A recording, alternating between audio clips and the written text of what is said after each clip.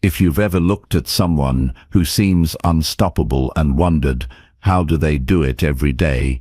This video will give you the real answers. There's no magic, no secret handshake. Winners just live differently. They do certain things day in and day out that push them forward when most people would quit. They're not always the smartest or the most talented, but they're consistent, intentional, and clear about who they're becoming. In this video, you're going to learn exactly what those daily habits are. Not fluff, not theory.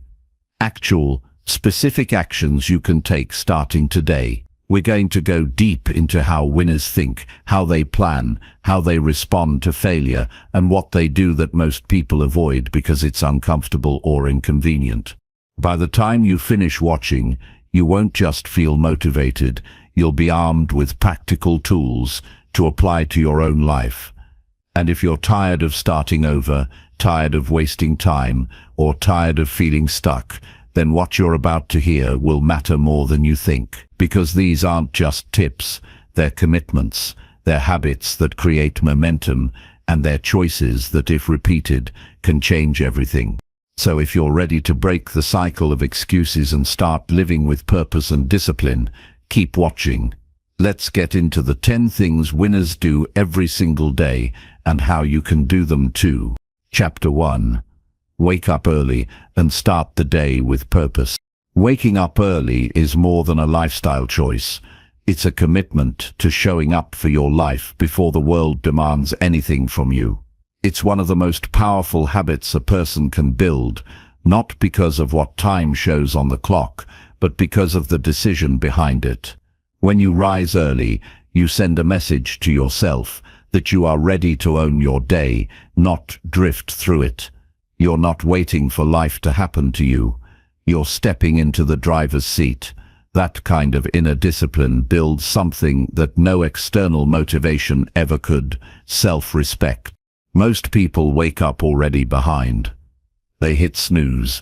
They rush through their morning. They react to messages, notifications, problems, and demands.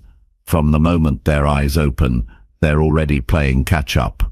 And when you start your day that way, you're not living from a place of strength. You're surviving. You become a passenger in your own life, being dragged from one obligation to another. But that's not how winners live. Winners take control. They create the day before it begins. They don't start with chaos. They start with clarity. Waking up early gives you a head start, not on others, but on yourself. It's your time to be fully present, before the noise of the world takes over. Before anyone asks you for anything, you have that quiet window to center yourself, prepare, and step into your day with purpose. You think clearly, you move intentionally. You're not scrambling, you're choosing. And that's what makes the difference between a day that builds you and a day that breaks you. Building the habit of waking up early doesn't require perfection. It requires commitment. You don't have to wake up at 4 a.m. and run a marathon before sunrise. You don't need a complicated routine. What matters is that you stop beginning your day with avoidance. No more hiding under the covers. No more escaping into your phone. The longer you delay your start, the more control you give up. So take it back. Set your alarm for a time that challenges you, but doesn't overwhelm you. Maybe that's 6 a.m. Maybe it's 7, but make it consistent. Start with what you can keep, not with what sounds impressive. And when that alarm goes off, get up, not slowly, not with excuses. Stand up and start moving. Your body will resist, especially in the beginning. That resistance is not a sign you're doing something wrong. It's proof you're doing something different. Winners don't wait to feel like doing something. They act, and the feeling follows. Getting up early trains you to do hard things on command.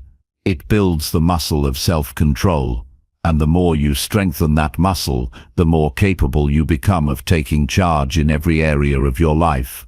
When you wake up early with purpose, You don't just have more time, you have better time. The quality of your decisions, your thoughts, your attitude, everything sharpens in those early hours. The world is quiet. Distractions are fewer. It's just you, your mind, and your next move. Use that window wisely. Don't waste it scrolling. Don't drift into autopilot. Use it to do what matters most, before anything else gets in the way. That might mean planning your day with clarity. It might mean journaling, meditating, reading, or working on a personal goal. What you do first often shapes what you do next. So make sure your first act is aligned with who you want to become. Think about how you feel when you wake up early. Take care of your body, set your intentions, and begin your day with calm and strength. There's no rushing, no guilt, no sense of being behind. That feeling is self-mastery. It's not about controlling the world, it's about controlling your response to it. And that power changes everything. You stop blaming circumstances, you stop reacting to the mood of the day. You create your own momentum, and you ride it forward. Now compare that to waking up late. You skip breakfast, you ignore your thoughts, you scroll aimlessly, you rush into your commitments without a clear mind. That kind of start steals your peace. It steals your power, and over time, it drains your confidence. Because you know you're not living to your potential, you're just getting by. Winners don't live like that. They demand more of themselves, not because someone else is watching, but because they refuse to disrespect their own time. Purpose gives your morning meaning. Without it, waking up early becomes just another rule. But with it, those early hours become sacred. They become the foundation of your growth. Every morning, you get a chance to start again. You get to reset your mindset, your energy, your choices. You don't have to carry yesterday's mistakes into today. You don't have to let your past define your potential. Each new morning is a fresh opportunity to rise above who you were yesterday and become the person you've committed to being. To live with purpose, you must ask yourself every morning, what matters most today? What do I need to focus on? What kind of person do I want to be when I show up in the world? Write it down, say it out loud. Remind yourself, purpose is not something you find once and keep forever. It's something you return to daily. You re-choose it. You recommit to it. That's how you build a life you're proud of, one morning at a time. You don't need to feel motivated every day to act with purpose. What you need is clarity. When you're clear on what you value, what you want, and who you're becoming, your actions follow more easily. Motivation is a feeling. Purpose is a choice. Choose it, even when it's hard, especially when it's hard. The more you choose it, the easier it becomes to keep choosing it. And here's the truth. Waking up early is hard. So is living with purpose. So is becoming the kind of person you respect. But so is staying stuck. So is feeling regret. So is knowing you could be more and never doing anything about it. Every path has a cost. Winners choose the cost that builds them. They choose the hard that leads to strength. They choose the early mornings that create clarity, power, and peace. Start simple. Set your alarm 30 minutes earlier than usual. Prepare the night before your clothes, your water, your journal, whatever you need to make the morning smoother. Place your phone across the room so you have to get up to turn it off. When the alarm rings, don't think, don't debate. Stand up, walk to the sink, wash your face, drink water, breathe deeply, and begin. That moment, when you rise while the world sleeps, is where transformation starts. If you mess up, don't quit. If you sleep in one day, get back on track the next. This is not about being perfect, it's about being consistent. Growth happens in the repetition. Identity is shaped by what you do most, not what you do once.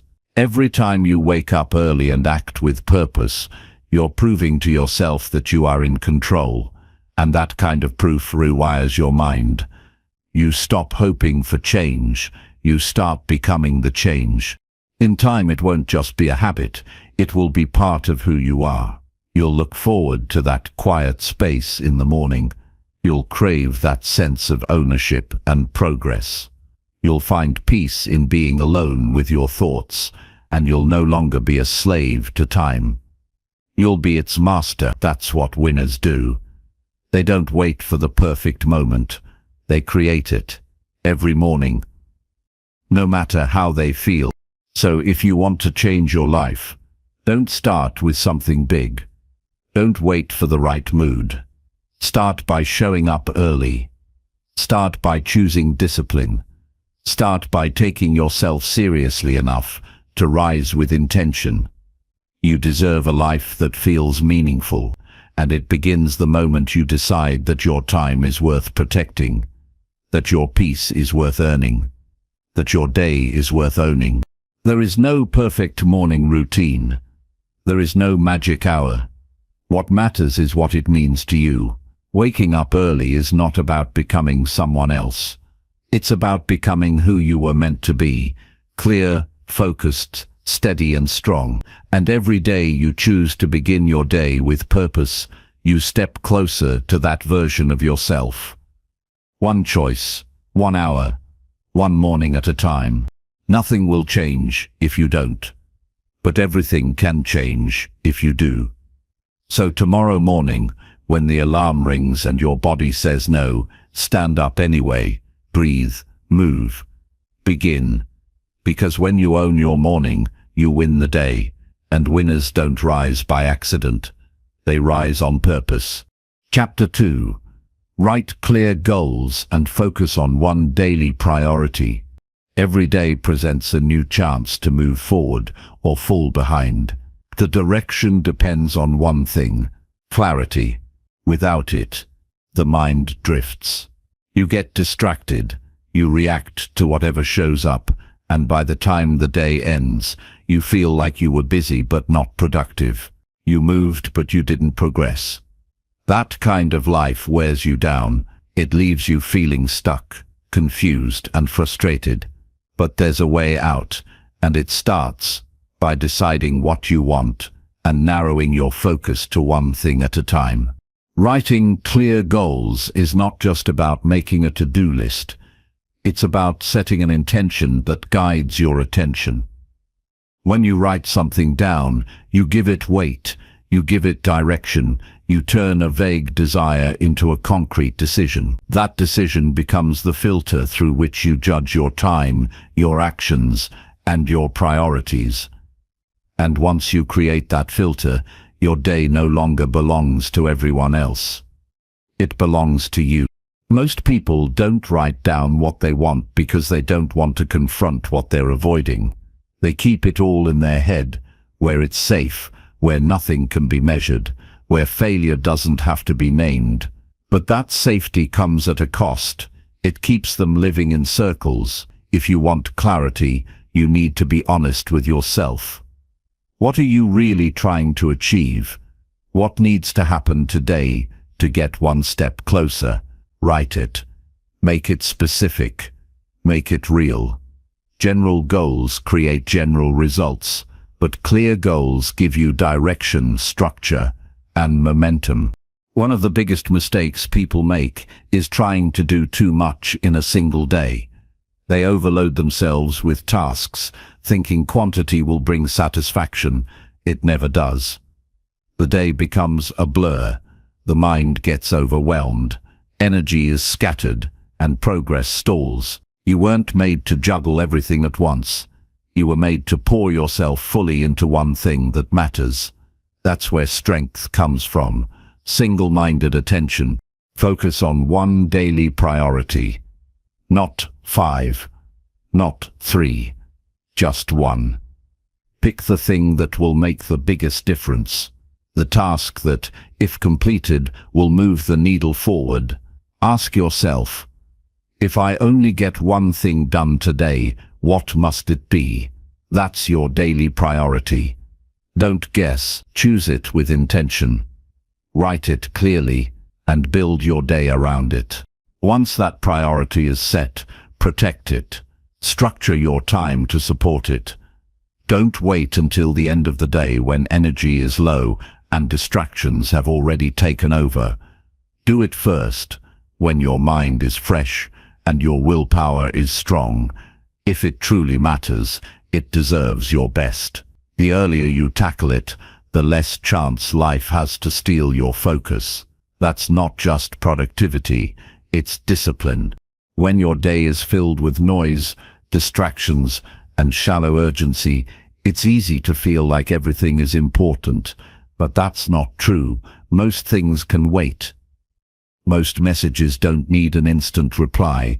Most tasks are not as urgent as they feel. But the thing you avoid, the thing that makes you uncomfortable, the thing that stretches you, that's usually the thing that matters. And that's what your daily focus should be. You don't need endless motivation. You need structure. You need to wake up, look at your written goal, and remind yourself, this is today's mission. Then follow through. Don't rely on how you feel. Follow the commitment you made when your mind was clear. That kind of consistency rewires your brain. It changes how you see yourself. You stop being someone who tries and starts becoming someone who follows through. The truth is, your time is limited. You don't get to redo the day once it's gone. So you have to choose what matters before the day chooses for you. Writing down your goal is not just a planning exercise, it's a declaration of how you intend to show up. It's you saying, this is where my energy goes. This is what I refuse to ignore. This is how I lead my life. That mindset separates those who achieve from those who coast.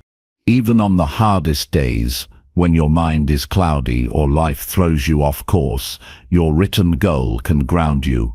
It becomes the anchor you return to when things get noisy. Instead of reacting, you return to that one clear action. You return to that one step forward. That's how real change happens. Not through bursts of effort, but through focused action repeated daily. You don't need more time. You need more intention. The most successful people in the world don't have extra hours in their day. They just refuse to waste them. They start their day knowing exactly what matters. They don't leave that choice to chance, and they don't move on to the next thing until the most important thing is done. That's how you win the day. Not by doing everything, but by doing the right thing. If you want to build confidence, set a goal and complete it. Confidence doesn't come from inspiration. It comes from evidence. When you see yourself following through, even on a small task, you start to trust yourself. You stop doubting your abilities. You stop waiting for perfect conditions. You stop overthinking. You just act. And each time you act, your belief grows. That belief fuels discipline, and that discipline creates results. Writing clear goals is also how you track progress. If you don't write things down, you forget what you've done. You forget how far you've come. You forget the small victories.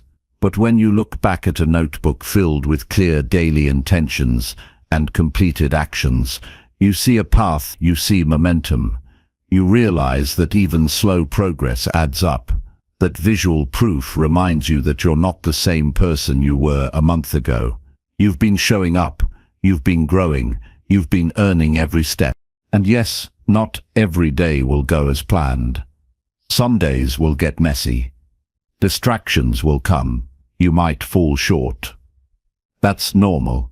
What matters is that you return the next day with clarity again. You write your goal again. You focus again. You commit again. That's how consistency is built. Not through perfection, but through repetition. When you write your goal for the day, keep it short. Use simple words. Make it specific enough that you'll know when it's done. Don't write vague goals like be productive or work on my project. Write, finish the draft of the first page, or call the client and confirm the meeting. Specificity sharpens focus. It removes room for excuses. You either did it or you didn't. And that kind of clarity pushes you to act. Choosing one priority daily also gives your mind a break. You no longer have to carry 10 tasks in your head. You just focus on one. You finish it, and then if you have time and energy, you can move on. But even if you don't, you've still won the day. Because you did the thing that mattered most. That sense of completion builds peace. It ends the day with purpose instead of pressure. Over time, this habit of writing goals and focusing on one priority becomes part of who you are. You stop waiting to feel inspired. You stop rushing through the day. You start each morning with direction. You move through your hours with purpose. And you end each day knowing you didn't waste it. That's not just effective. That's freeing. You were never meant to chase everything. You were meant to lead yourself with focus. And each time you write your goals and stick to one priority, you prove that leadership to yourself. You strengthen your character. You sharpen your results. And you step into the version of you that doesn't just dream of growth, but builds it every single day. Chapter 3. Exercise your body to sharpen your energy and drive. ChatGPT said, "Moving your body isn't a luxury, it's essential.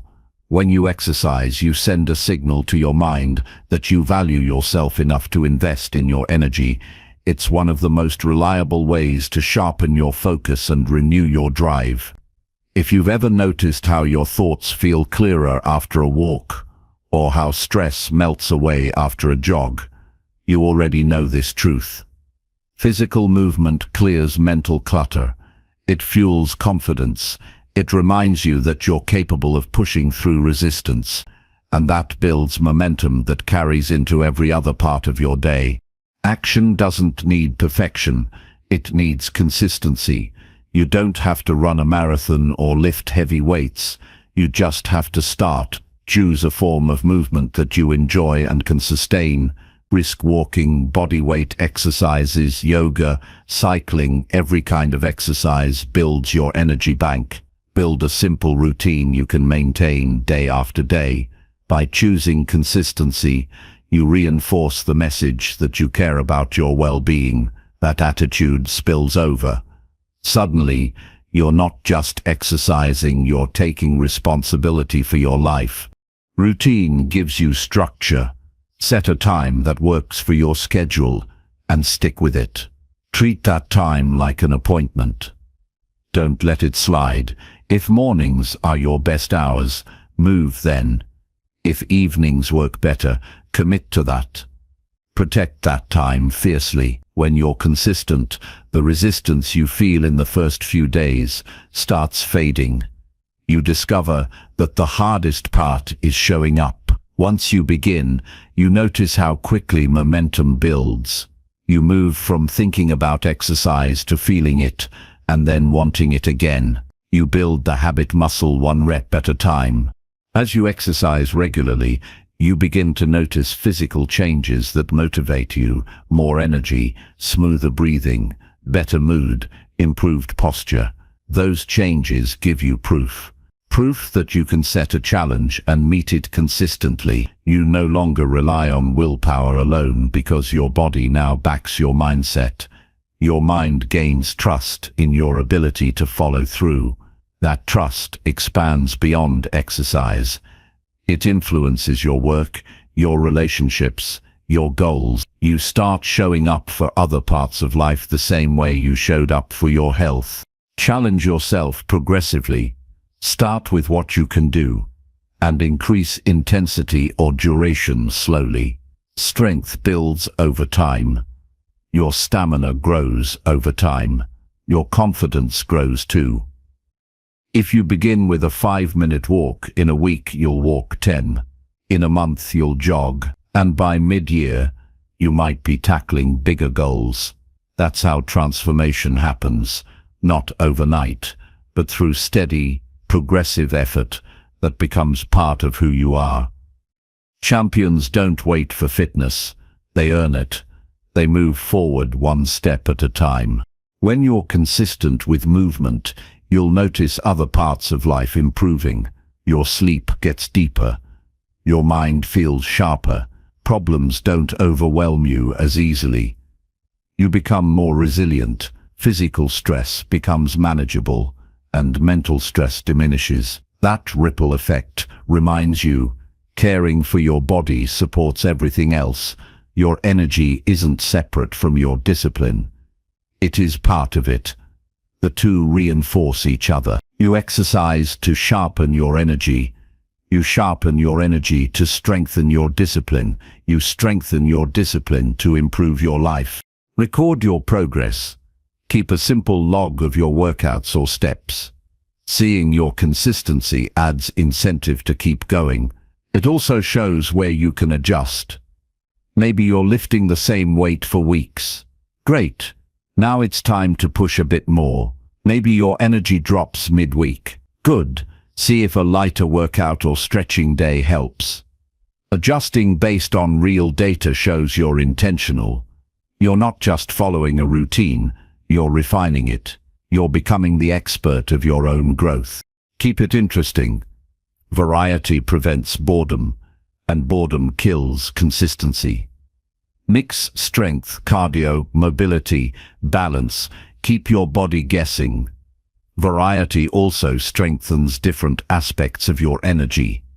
Strength builds confidence. Mobility builds ease of movement. Cardio builds endurance. Every part of physical fitness supports resilience in real life. Adaptability is a life skill. When your body can handle different types of movement, your mind becomes flexible too. You start seeing challenges as opportunities. You start understanding that change doesn't have to be frightening. It can be empowering. Remember, recovery matters. You can't run full throttle all the time. Build in rest days to recharge. Use them to stretch, hydrate, breathe. Let your muscles and mind recover. Recovery is not a break from discipline. It's part of it. It shows maturity. It shows that you know strength isn't just how hard you push. It's how well you balance push and rest. That balance carries into all areas of life, from work to relationships. You become someone who knows when to act and when to pause. When the alarm rings and your muscles protest, remember what this is really about. It's not just about exercise, it's about showing up for yourself. It's a test of self-respect. It's proof you can commit and endure. And every time you honor that alarm, every time you stand up and move, you're laying another brick in the foundation of a stronger life. You're telling yourself that you matter. You're teaching your mind to trust your choices. You're reinforcing that future-focused mindset that winners carry. In time, your workouts will become more than routines. They'll become a symbol of your values, of who you are becoming. A person who shows up. A person who pushes through discomfort. A person who values progress over perfection. A person who understands that energy isn't found, it's created. So tomorrow, when it's time to move, know this. Every rep matters. Every step matters. Every day you honor your body. You honor your potential. And that honor becomes courage. Courage to face bigger challenges. Courage to climb higher. Courage to live with strength, clarity, and purpose. Chapter 4. Read something uplifting to grow your inner strength. Every day, the world throws messages at you, some loud, some subtle. Most of them try to shape how you see yourself, how you think, what you believe, and what you fear. Without even noticing, your mind absorbs these signals. Negative headlines, empty distractions, pointless arguments, and the constant pull of other people's opinions can begin to wear down your inner strength. Over time, that mental noise becomes your background music. It makes it harder to focus, harder to stay hopeful, and harder to grow, but you can change the music. You can choose to feed your mind something better. You can build the habit of reading something that lifts you up, something that helps you become stronger from the inside out. What you read becomes part of how you think. Every uplifting sentence you take in becomes a building block for a stronger mindset. Reading isn't just about gaining information, it's about shaping your inner voice. It gives you new language to express your ideas. It reminds you that you're not alone. It shows you that others have struggled, endured, and risen. That connection gives you strength. It reminds you that you are part of something bigger than your problems, and that reminder helps you stay grounded even when life feels heavy. Start small. You don't need hours. 10 minutes of uplifting reading in the morning can shift your entire outlook. Choose something that speaks to the kind of person you want to become. That might be a passage from a timeless philosophy, a page from a personal growth book, a few paragraphs from a biography of someone you admire, or even a short message that brings clarity and peace. The key is consistency. What you feed your mind daily becomes your default mindset. It shapes your thoughts even when you're not paying attention. You don't have to read fast. You don't have to finish chapters. You just have to slow down enough to absorb the message. Quality matters more than speed. Sometimes one sentence is enough to trigger a breakthrough. One idea can anchor you through a difficult day. One story can change how you handle pressure. One quote can shift how you treat yourself when you fall short. But you only get those insights if you take the time to expose yourself to them. Uplifting reading doesn't work if it's a rare exception. It works when it becomes a habit, something you do because your peace depends on it. What you focus on expands. If you spend time reading about problems, conflict, and fear, your mind gets trained to look for more of that in daily life. But if you read about growth, resilience, and possibility, your mind starts scanning the world through a different lens. You become more patient, more hopeful, and more determined. You start responding to setbacks with curiosity instead of panic. You stop feeling helpless and start remembering your ability to choose your response. That shift begins with what you allow into your mental space. When you choose to read something uplifting, you're making an investment, not in entertainment, but in your mindset. And your mindset is your foundation. Everything else depends on it. If your mindset is weak, success feels heavy. If your mindset is strong, obstacles become challenges, not threats. The right words at the right time can pull you out of a spiral. They can help you pause before reacting. They can remind you that today is not the end. They can give you just enough strength to take one more step, and sometimes that's all you need.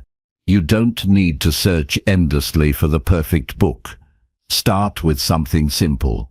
Choose one author who speaks truthfully and clearly. Read their words slowly. Highlight what hits you. Reread what speaks to your soul. Keep a notebook nearby and write down the ideas that move you. Don't just passively consume. Engage. Ask yourself how this idea applies to your current situation. Reflect on whether you're living that truth or just admiring it from a distance. Reading is powerful when it turns into reflection, and reflection is powerful when it leads to action. If you want to build inner strength, you need reminders of who you can be when life gets tough. Uplifting books do that. They remind you that your struggle is not new, that people before you have walked similar paths and made it through, that growth is slow, and that's okay. That pain can shape character if you respond with wisdom, that your future is not controlled by your past. These are not just nice thoughts, these are lifelines, and the more you read them, the deeper they settle into your system. They become the way you talk to yourself when no one's watching. Sometimes the most powerful part of reading is what it silences. It quiets the overthinking. It pauses the doubt. It interrupts the mental loops that keep you stuck. When you pick up something written with truth and care, it's like opening a window in a stuffy room. Fresh air comes in. You breathe easier. You see things differently. That clarity gives you the strength to move forward. You're no longer trapped in your head. You've been given a new way to see the same situation, and that's what gives you power. Don't wait for a crisis to build inner strength. Build it daily. Feed your mind before it starves for direction. Choose your inputs before the world chooses them for you. What you read either makes you heavier or lighter, stronger or weaker, more grounded or more scattered. Choose wisely. Set a time each day, even 5 minutes, where you open a book and open your mind. Use that time to reset your perspective. Let those pages remind you that life is not only about reacting to what happens, it's about preparing yourself to respond well. You're not just reading for pleasure, you're reading for growth. You're training your inner world to stay steady when the outer world shakes. You're feeding your beliefs, you're shaping your responses, you're protecting your peace. That kind of discipline doesn't show up in obvious ways, but over time you'll notice that the things that used to knock you down don't hit as hard. You'll notice that your recovery is faster. You'll notice that you start leading your life from a place of strength, not desperation. When your energy is low, when your mind is tired, when you feel like giving up, open a book that reminds you who you are. Let the words of others carry you for a moment. Let them guide you back to center. That's not weakness, that's wisdom. Strong people don't rely only on their own voice. They build a team of voices. Through reading, they learn from those who walked before them. They grow by staying humble enough to learn every day. This habit of reading something uplifting is small, but its impact is massive. Over weeks, months, and years, it will shape how you think, how you feel, and how you act. You'll begin to carry peace where you once carried anxiety. You'll begin to feel rooted even when things around you change. You'll become the kind of person who doesn't just survive hard days, but grows from them. That's not a fantasy. That's the result of feeding your mind something that makes you stronger instead of weaker. The world will always offer you noise, fear, and distraction. You don't have to accept it. You can choose better. You can choose what you read, what you focus on, and who you become. And it starts with one small act, picking up something that uplifts you, not because everything is perfect, but because you've decided to grow anyway. And that decision changes everything. Chapter 5. Speak with intention and mean what you say always. Every time you speak, you're doing more than passing along information. You're revealing your mindset, your values, and your self-respect. Your words are a reflection of what's going on inside you. And the more intentional you are with them, the more clearly you'll see who you really are and what you're building. Most people talk without thinking. They speak out of habit, out of emotion, out of stress, or just to fill the silence. But when you start speaking with purpose, everything begins to shift. You slow down, you choose your words with care, you say what you mean, and you stop pretending to agree, explain, or perform just to be accepted. Speaking with intention means you take responsibility for your words. You stop blaming others for misunderstanding you because you've made it your job to be clear. You stop using words as weapons. You stop throwing around opinions without thinking through the consequences. You don't gossip, exaggerate, flatter, or complain because you know those things leave a trail of weakness behind. When you start choosing your words carefully, you begin standing on solid ground. You don't rush to speak. You pause. You breathe. You ask yourself if what you're about to say helps, builds, or leads. Most people waste their energy trying to say what others want to hear, but when you speak with intention, you say what needs to be said. You speak up when something matters. You don't hide behind vague phrases. You don't sugarcoat your truth. You express yourself honestly without being cruel or careless. You learn to say no without guilt. You learn to say yes with full commitment. You stop using maybe as an escape route. You stop talking in circles. You don't manipulate. You don't avoid. You're clear, calm, and rooted in truth. When your words match your values, people start to trust you. You're no longer trying to impress anyone. You're simply showing up as yourself, and that kind of clarity draws the right people in and pushes the wrong ones away. You're not everyone's favorite, but you are consistent. That matters more than being liked. It's not about being loud. It's about being real. You don't speak to dominate the room. You speak to bring clarity, direction, or peace. That kind of presence is rare, but it can be built, and it starts with awareness. Before you say anything, ask yourself what your words are building. Are you feeding drama or creating order? Are you making someone feel small or helping them grow? Are you wasting time or adding something valuable? These aren't easy questions, but asking them turns your speech into a tool, not a weapon. When you become intentional with your voice, you become harder to ignore. You speak less, but what you say carries more weight. People begin to notice that when you speak, it matters, not because you demand attention, but because your words carry depth. There's a cost to careless words. They break trust. They create confusion. They leave others guessing. And worst of all, they make you doubt yourself. Every time you say something you don't mean, you chip away at your own integrity. You start becoming a stranger to yourself. But every time you speak with honesty and precision, you grow stronger inside. You build a deeper connection with yourself. You no longer need to backtrack or cover your tracks. You walk with less mental weight because you know your words and actions match. Meaning what you say also means keeping your word. If you say you'll do something, you follow through. If you make a promise, you honor it. If you commit to a goal, you pursue it with effort. You stop giving empty reassurances. You stop making excuses. You stop talking about what you'll do and start proving it through action. Speaking with intention is not about being perfect with language. It's about being honest with yourself and others.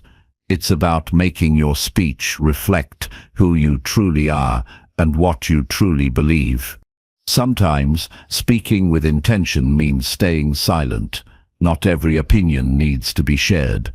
Not every question deserves a rushed answer. Not every insult needs a comeback. Silence used wisely is a sign of strength. It gives you time to think. It protects your energy. It helps you respond instead of react. And when you do speak, your words have more power because you didn't waste them on noise. You weren't trying to win arguments. You were focused on building clarity. When you start practicing intentional speech, it may feel awkward at first. You may catch yourself rambling, over-explaining, or people-pleasing. That's normal. You've been conditioned to talk that way. But if you stay aware and make small corrections, you'll begin to notice something powerful. You feel more grounded. You stop needing approval. You feel stronger after conversations instead of drained. You don't rehearse what you should have said later because you said what needed to be said and you meant it. In relationships, intentional speech brings stability. You say what you feel with care. You share boundaries without guilt. You listen fully before responding. You don't throw words like weapons during disagreements. You don't punish people with silence. You don't fake agreement to avoid tension. You speak truthfully, even when it's uncomfortable, because you know that honesty leads to growth. You don't fear misunderstandings because you're doing your part to communicate clearly. You're not perfect, but you're present, and that builds trust. Speaking with intention is a discipline. It takes practice. It takes humility to admit when you've said something you didn't mean. It takes courage to speak up when staying silent would be easier. But it's a discipline that changes how people experience you. You become someone they can count on. Someone who says what they mean and does what they say. You become someone who brings order to chaos, direction to confusion, and peace to tension, not because you talk more, but because you speak better. Don't rush your words. Don't say yes when you mean no.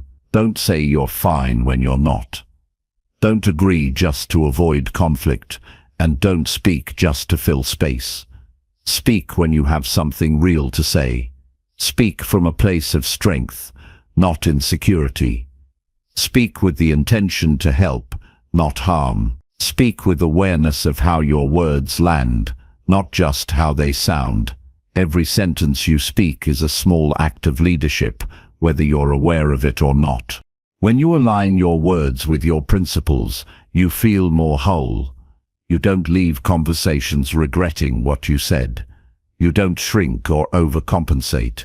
You simply show up with clarity, and over time that clarity builds momentum. People respond differently to you. You respond differently to yourself. You don't need to be loud or polished. You just need to be real, consistent, and purposeful. That kind of voice doesn't fade into the background. It becomes your signature, and once you find it, you don't need to prove anything. You just need to keep speaking from the truth and letting your words shape the life you're committed to living. Chapter 6. Take full responsibility for every thought and action. Nothing changes until you decide to take full responsibility for how you think, how you feel, and how you respond to life. Not some of the time. Not only when it's convenient, not only when it makes you look good. Full responsibility means owning the entire experience of being you. Your choices, your beliefs, your words, your habits, your results. It means you stop pointing fingers, you stop making excuses, you stop blaming what happened to you or who failed you or what you didn't get. You look directly at your life, and instead of looking for who's at fault, you ask, what can I do differently from this moment forward? Most people don't want to hear that. They want someone to rescue them. They want to be told that it's not their fault. They want to believe they're stuck because of circumstances or other people, and maybe that was true at one point, but it's not true forever, unless you keep using it as a reason to stay small. When you take responsibility for everything you think and do, you break the illusion that your life is out of your hands. You realize that even when you can't control what happens around you, you are fully in charge of what you choose next. It starts with your thoughts. You can't control which thoughts appear, but you are responsible for which ones you feed. You are responsible for the beliefs you reinforce. You are responsible for what you say to yourself when no one's watching. If your inner voice is negative, harsh, or full of fear, you don't get to blame your past forever. You are the one keeping that voice alive by repeating it daily. And if you want peace, clarity, or progress, you must learn to step back and question it. You must take ownership of your mind and choose thoughts that support the person you want to become. That doesn't mean lying to yourself. It doesn't mean pretending to feel good when you don't. It means choosing to be conscious, not reactive, not mindless, not a victim of mental autopilot. It means saying, yes, this thought is loud, but I don't have to follow it. It means interrupting the patterns that keep you stuck, even if they feel familiar. It means choosing to think with direction, not just habit. Because if you don't take responsibility for your thinking will run you, and it rarely leads anywhere good without effort. Then there are your actions. What you do, what you avoid, what you commit to, how you spend your time, how you show up. It all matters. You don't get to separate your actions from your identity. If you procrastinate, that's your choice. If you let fear decide for you, that's still a choice. If you avoid hard conversations, ignore your health, or lie to protect your comfort, that's on you, not your parents, not society, not your boss. It's you. And the moment you stop defending your patterns, you gain the power to change them. Taking responsibility isn't about shame or self-punishment. It's about freedom. You're no longer stuck waiting for someone to give you permission. You're no longer trapped by who you were 5 years ago. You're no longer dependent on external motivation to move forward. You become the one who decides what happens next. You become the person who owns their flaws and fixes them. You don't hide from your mistakes. You study them, learn from them, and use them as fuel. You become stronger, not because life is easier, but because you've accepted that it's your job to grow through it. No one is coming to fix your life. No one is going to hand you clarity, focus, discipline, or purpose. You have to build those things from the inside out.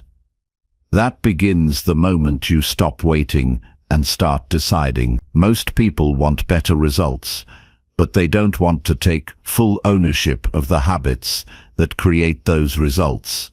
They want change without discomfort, progress without accountability, confidence without action. But it doesn't work like that. You get what you consistently do, and you do what you believe you're responsible for. Responsibility also means stopping the blame game. The more you blame, the more you give your power away. It feels good in the short term. It makes you feel right. It gives you a story to hide behind. But over time, it weakens you. It makes you bitter. It keeps you stuck in patterns that don't serve you. When you start saying, "I am responsible for how I think, feel, and act," you stop depending on others to change for you to feel okay. You reclaim control of your energy, your mindset, your direction. You're not responsible for everything that's happened to you, but you are responsible for how you move forward with it. You are responsible for what you turn your pain into. You are responsible for how you treat people, even when you're hurting. You are responsible for your future, even if your past was full of pain.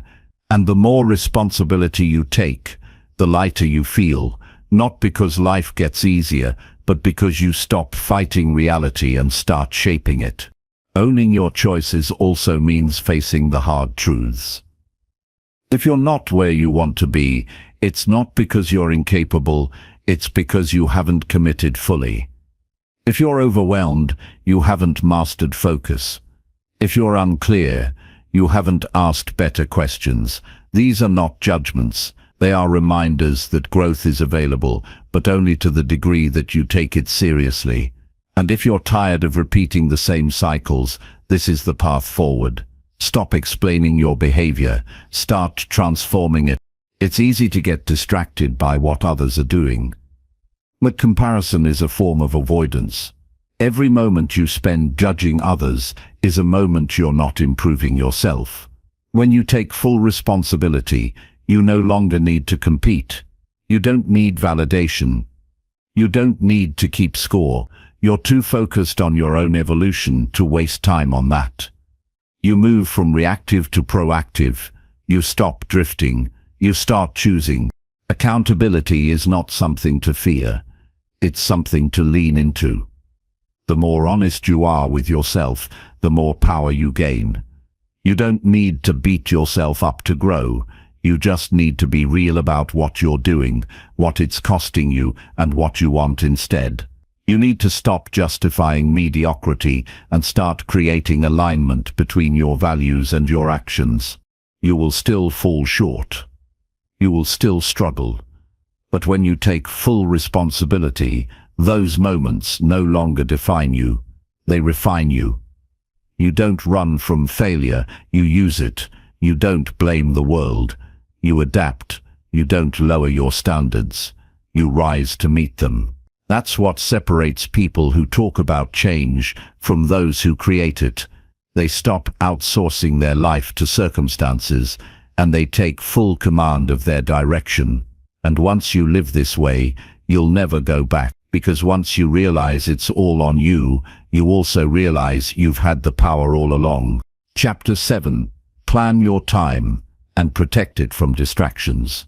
Time is the most valuable thing you have, yet it's also the easiest to lose without realizing it. Every hour that slips through your fingers, every moment spent on things that don't matter, every distraction you give in to, those are pieces of your life you never get back. If you don't plan your time, someone else will. If you don't protect it, the world will consume it with noise, urgency, and meaningless tasks that take you nowhere. The truth is, people who make real progress don't have more time than you. They just treat their time like it matters. They don't wait until life calms down. They make space. They decide what deserves their energy before the world decides for them. If you're not planning your time, you're not managing your life. You're just reacting to everything around you. And when you live that way, on autopilot, you end up busy but not productive. You end up exhausted but not fulfilled. You chase everything and catch nothing. You're always rushing but rarely arriving anywhere that matters. Planning your time isn't about squeezing every second or being rigid. It's about becoming intentional. It's about understanding what moves your life forward and choosing to focus on that on purpose every day. Start by asking, what actually matters to me right now? What am I working toward? What do I want my life to feel like? These questions sound simple, but most people never slow down enough to ask them. They fill their schedule with what's urgent, not what's important. They spend their days reacting to messages, responding to other people's priorities, and wondering why they feel behind.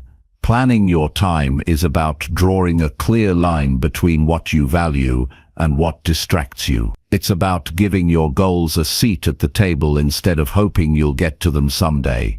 Distractions don't always look like wasting time. Sometimes they look like staying busy with low-impact tasks, checking emails, scrolling through apps, jumping between ideas, saying yes to everything.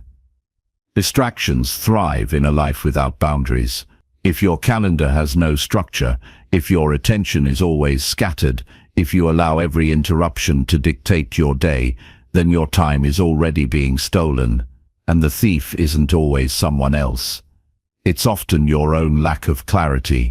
Protecting your time starts with decisions, not after you've already started your day, but before the notifications hit, before the noise begins. You decide what gets done. You choose what gets ignored. You block off the time you need to focus, to build, to reflect, to reset. You stop waiting for the right moment, and you create the environment that supports your goals. That means putting your phone out of reach when you need to think.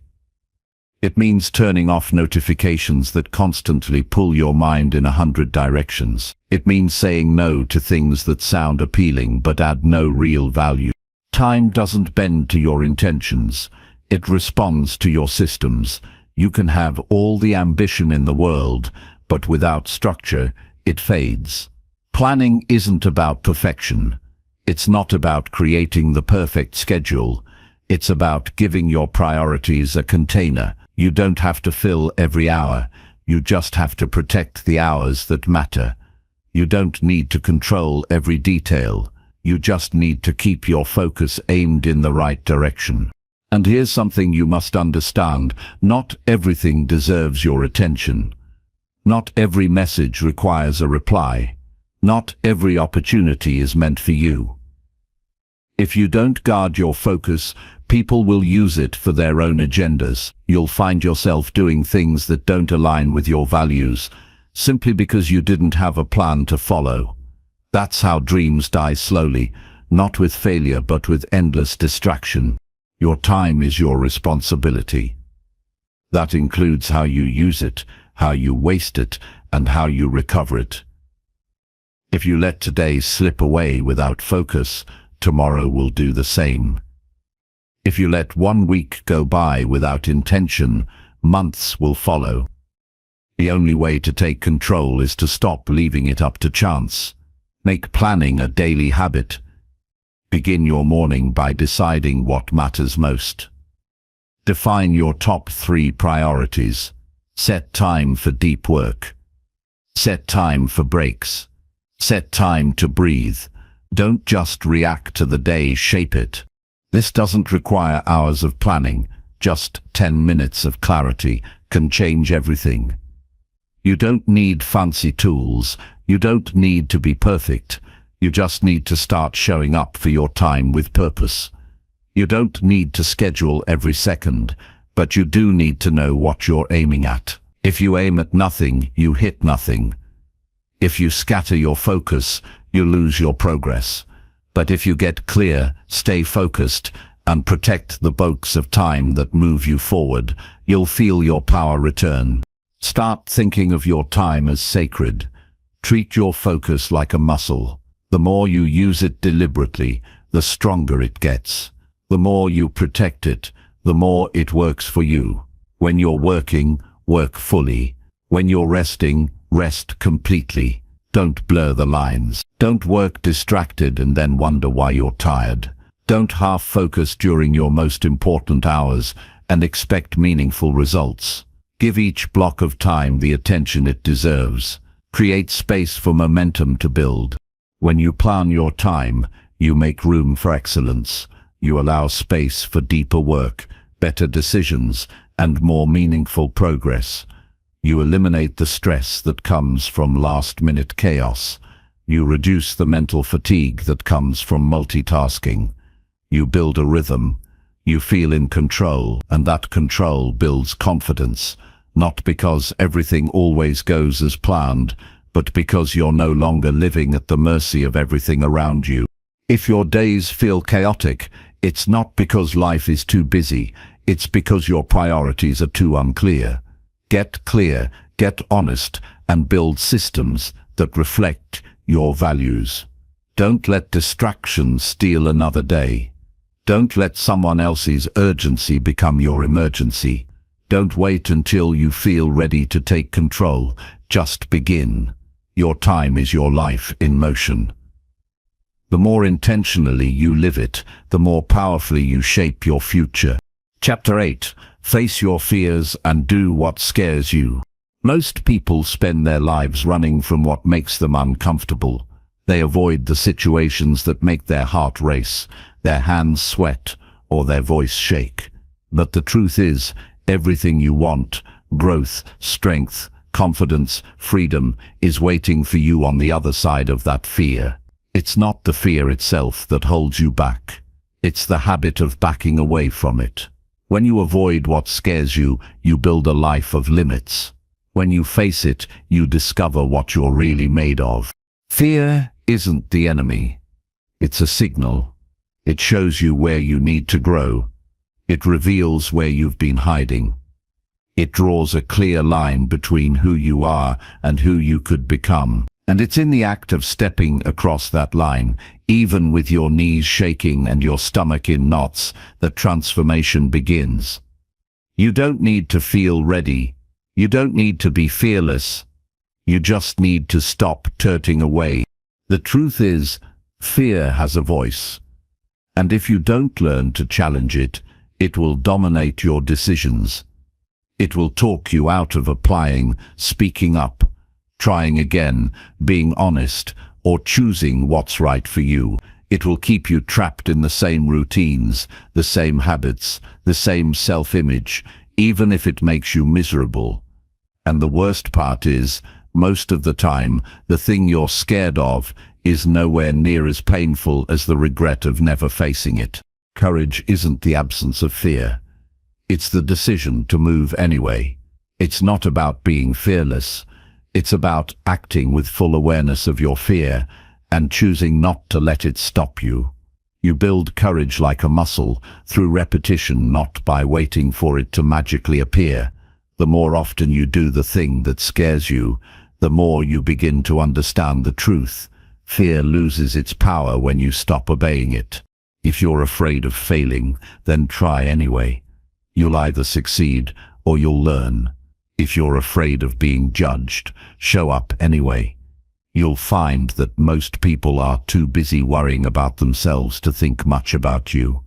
If you're afraid of not being enough, act anyway. You'll grow into the person you've been doubting you could become. Nothing changes if you don't act. Nothing shifts if you don't face it. You don't overcome fear by thinking about it. You overcome it by walking straight into it and realizing you survived. The more you do this, the more you'll see that fear was just a story your mind created to keep you small. It's just a reaction, not a command. It's not the truth. It's just a familiar response to uncertainty. And uncertainty is part of every breakthrough. The first time you speak up for yourself, you'll feel the weight in your chest. The first time you set a boundary, you'll wonder if you're being too harsh. The first time you take a risk, your mind will flood with reasons to back out. But if you listen closely, there's a quieter voice beneath all of that. It's the part of you that wants more. The part that knows you're capable of better. That's the voice you need to follow, even if it's trembling. Facing your fears doesn't mean you never feel anxious. It means you stop letting anxiety make your decisions. It means you recognize the discomfort and you walk toward it instead of away from it. You stop letting fear delay your progress. You stop postponing the life you want because you're waiting to feel perfectly confident. Confidence comes after action, not before it. And clarity comes from experience, not from overthinking. Sometimes fear shows up in small ways. You procrastinate. You avoid conversations. You downplay your goals. You keep quiet. But under all of that is the same truth. You're afraid of what might happen if you fully show up, and that fear becomes a cage, slowly making your world smaller. The only way out is to act before you're comfortable, to do it scared, to step forward even when the outcome is uncertain. There will always be something you're not sure you can handle, something that feels too big, too risky, too different. But you can either use that as a reason to stay the same, or as fuel to grow stronger. Every time you face what you've been avoiding, you take your power back. You stop being a prisoner to fear, and you start becoming the kind of person who keeps promises to yourself, no matter how hard it gets. Look back at your life and think of the moments that changed you. The growth didn't come from comfort, it came from challenge, from effort, from choosing courage when it was easier to choose safety. That pattern will always hold true. The only way to become more is to go through what scares you.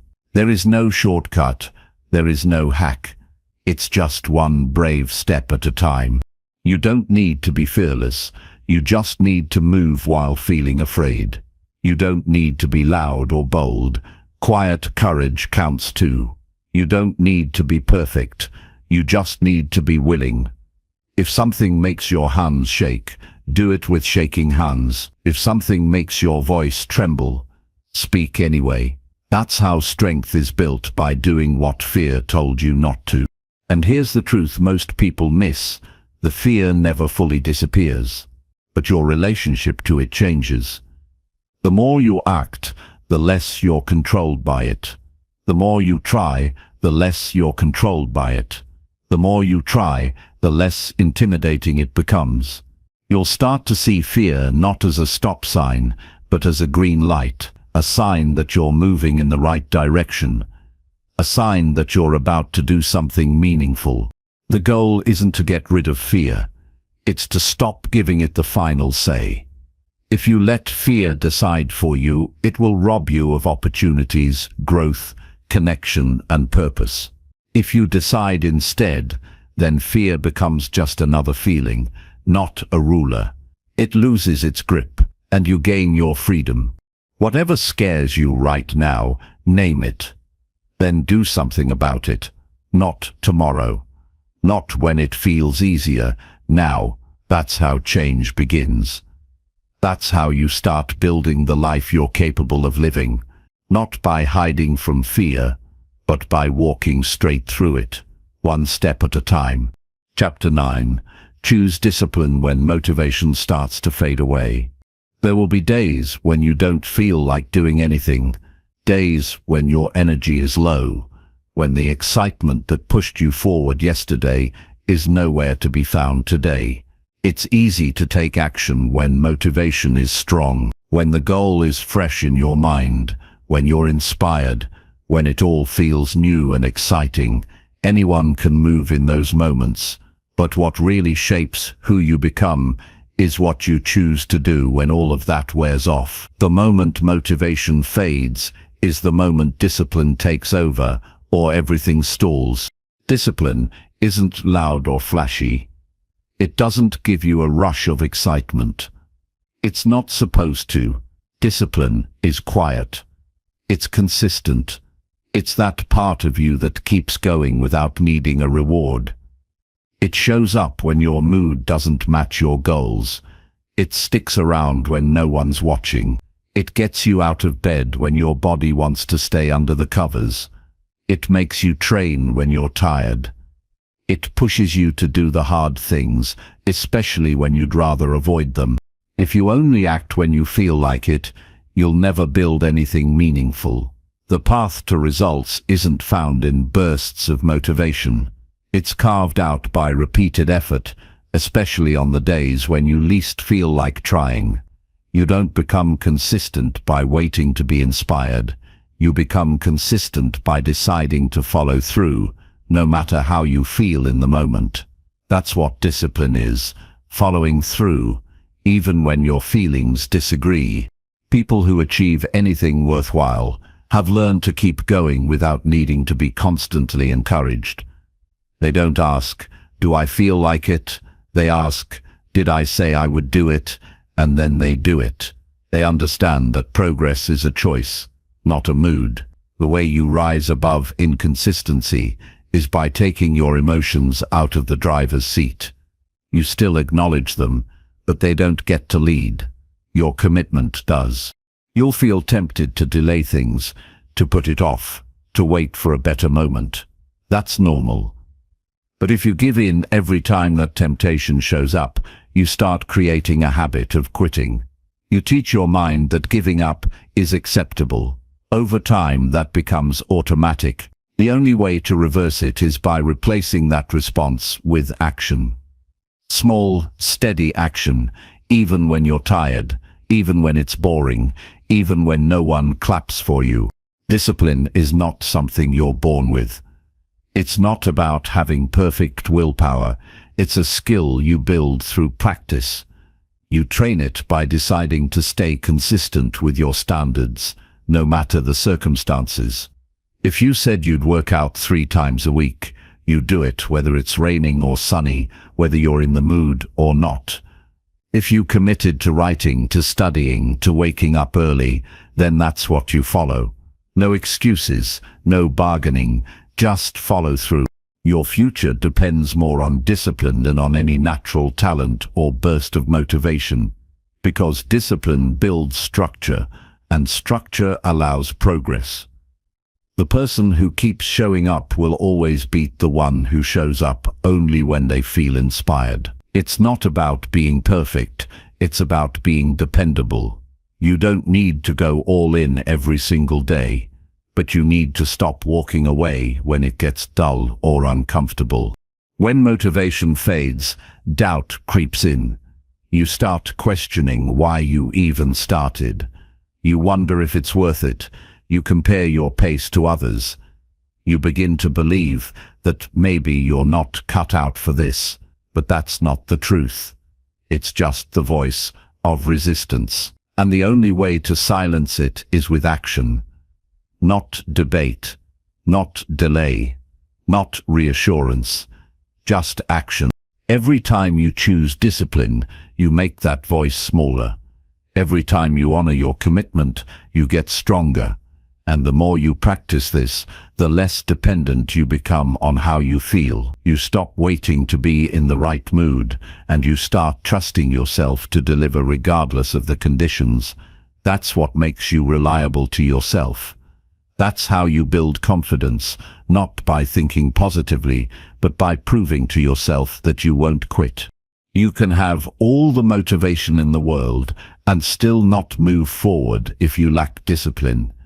And you can have zero motivation and still make progress if your discipline is strong, because discipline carries you when motivation disappears.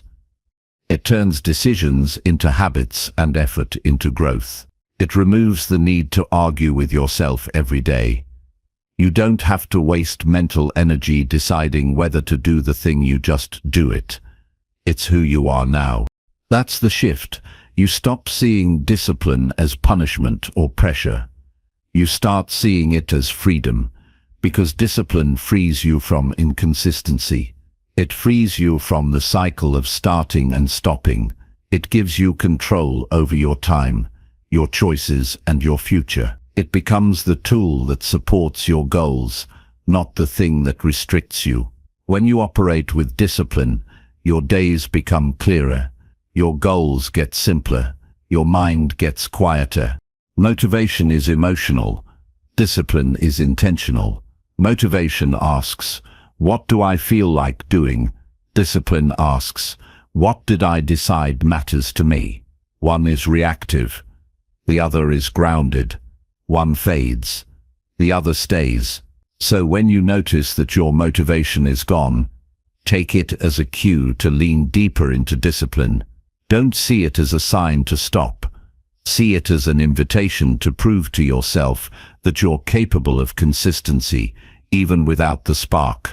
You're not always going to want to do the work, but if you've already decided that you're the kind of person who follows through, then that moment becomes simple. You just do what needs to be done, not perfectly, not impressively, but honestly. And honestly showing up day after day, even when it's hard, is what moves you forward more than anything else. You'll have to ignore the excuses. You'll have to push past the hesitation. You'll have to quiet the part of your mind that wants to take it easy. But if you do, if you keep showing up, especially when it's difficult, you'll realize something powerful. The most valuable things in life don't come from motivation. They come from discipline. And that is completely within your control. Chapter 10. Reflect each night on wins, struggles, and lessons learned. Every day holds moments that can teach you something important if you take the time to notice. Reflecting each night is not about judgment or self-criticism. It's about honest observation, learning, and gratitude.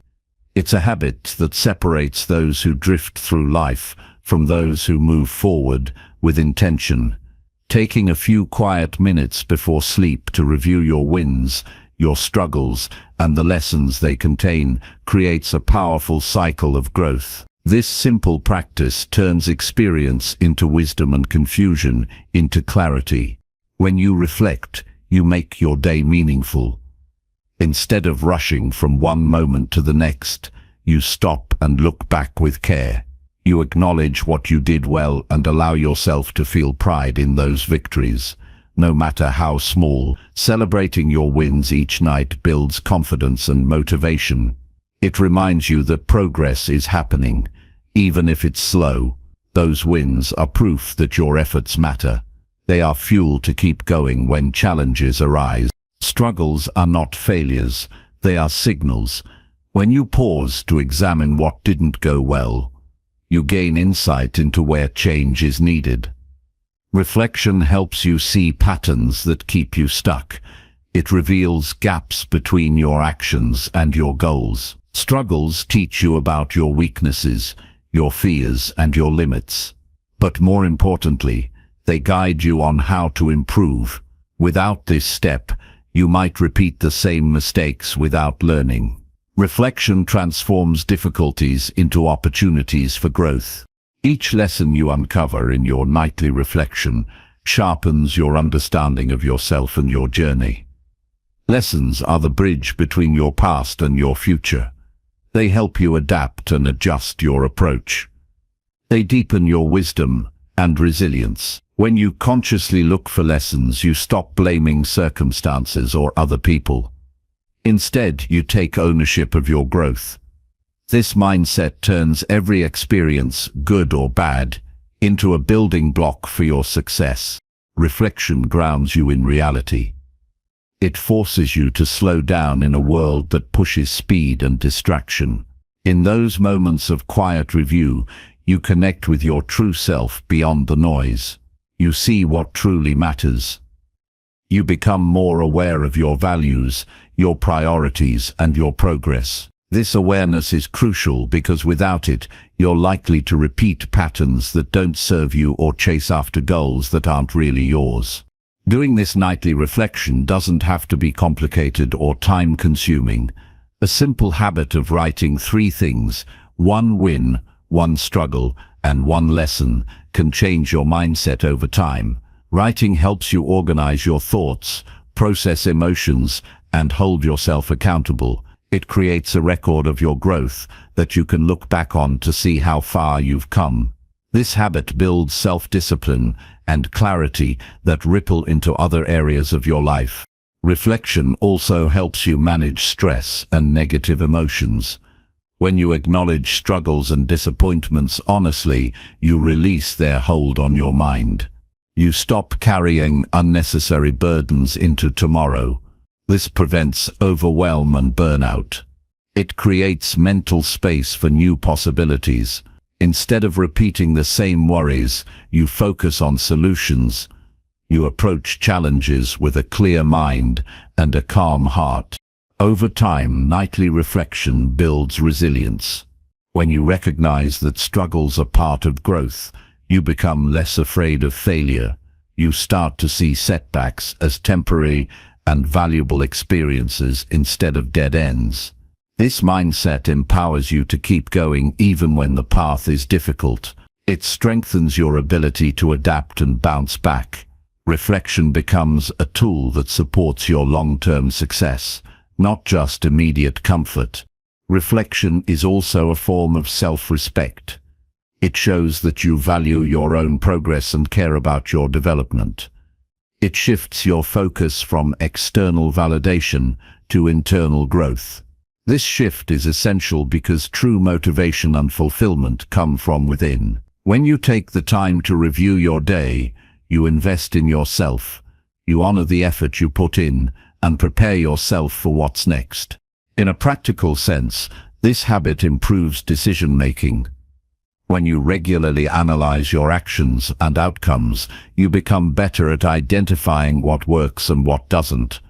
You make smarter choices that align with your goals. You stop repeating behaviors that drain your energy or lead to frustration. Reflection brings clarity to your path and helps you stay on course. The power of reflection grows with consistency. It's not about doing it perfectly every night, but about showing up often enough to notice change. When you commit to this practice, you create momentum. You train your mind to look for growth in every situation. You build a habit that supports lifelong learning and self-improvement. This habit protects you from stagnation and keeps you moving forward. When the days are tough, reflection helps you find silver linings. When the progress feels slow, it reminds you of the small wins that add up. When doubt creeps in, it brings you back to the facts of your journey. It creates perspective that calms the mind and fuels perseverance. This is why reflection is not just a habit, but a mindset, a way of living with awareness and purpose. Reflection also connects you with your emotions. It helps you understand how your feelings influence your actions and decisions.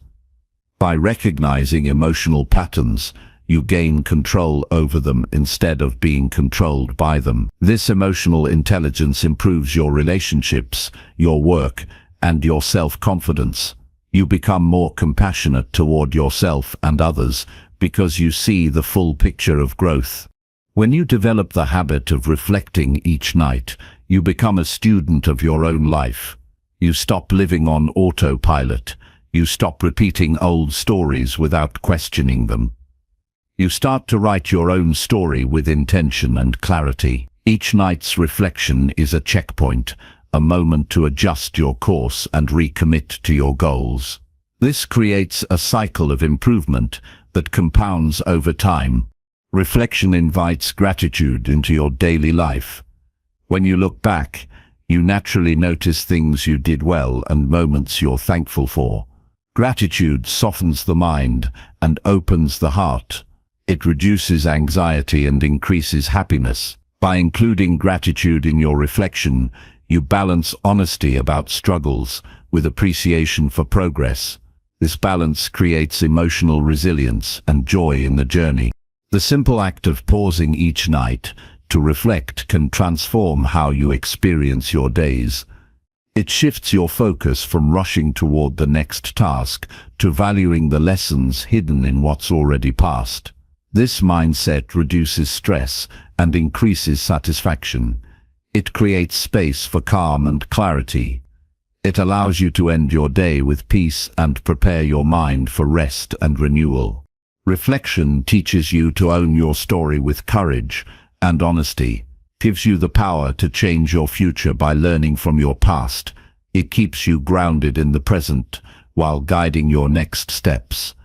This daily habit creates a strong foundation for personal growth, resilience, and success. The more you reflect, the clearer your path becomes, and the stronger your commitment grows. In the end, the habit of nightly reflection is a gift you give yourself. It's a chance to close each day with intention and purpose. It's a moment to celebrate progress, face challenges, and gain wisdom. It's the practice that turns experience into growth and effort into results. When you make reflection a part of your daily routine, you build a life that moves forward with clarity, strength, and meaning. Chapter 11. Eat clean food that fuels your body and mind. The fuel you choose for your body directly shapes how you feel, think, and perform every day. Eating clean food isn't just about avoiding junk or dieting.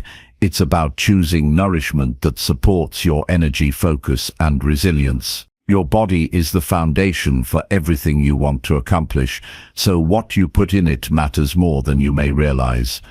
When you eat clean, you give yourself the best chance to show up fully, think clearly, and push harder without burning out.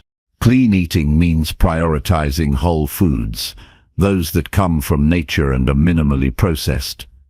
Vegetables, fruits, nuts, seeds, lean proteins, and whole grains provide the vitamins, minerals, and nutrients your brain and muscles need to function optimally.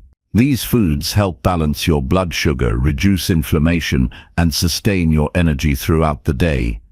Eating this way sets a steady pace for your body, avoiding the crashes and foggy feelings caused by sugar spikes or artificial additives. When your meals are filled with real, unprocessed ingredients, your mind clears. You become sharper, more focused, and more creative. Your mood stabilizes because your brain receives the nutrients it needs to regulate chemicals that control stress and motivation. You can face challenges with calm instead of overwhelm. This mental clarity is the difference between drifting through your day and attacking it with intention. Choosing clean food is also about discipline. It requires thought and preparation because convenience foods are designed to be quick and easy, but often come loaded with empty calories and chemicals that weigh you down. It means planning meals ahead and resisting the lure of quick fixes, but that discipline pays off in energy, endurance, and long-term health. It helps you avoid sluggish afternoons and afternoon crashes that steal your focus and motivation. It's important to understand that clean eating doesn't mean deprivation or restriction. It means abundance, plenty of nutrient-rich, satisfying foods that nourish your body and delight your senses. Eating clean is about honoring your body's needs, not punishing yourself for what you crave. When you focus on what you gain, energy, vitality, mental clarity, you find it easier to choose foods that serve you instead of harm you. Hydration is a critical part of clean eating. Your brain is mostly water, and even mild dehydration can reduce cognitive function and increase fatigue. Drinking clean, filtered water throughout the day supports digestion, detoxification, and overall performance. Avoid sugary drinks and excessive caffeine, which can cause energy spikes followed by crashes. Water is simple but powerful fuel for your body and mind. One practical step is to read labels carefully.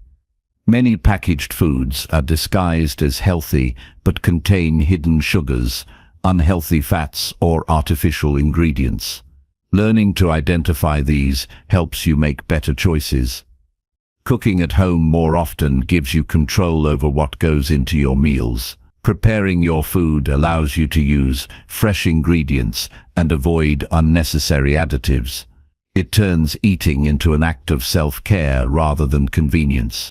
Mindful eating goes hand in hand with clean eating. Paying attention to how your body reacts to different foods teaches you what fuels you best. Notice how certain meals make you feel energized and alert, while others leave you tired or bloated. This awareness helps you tailor your diet to your unique needs and goals.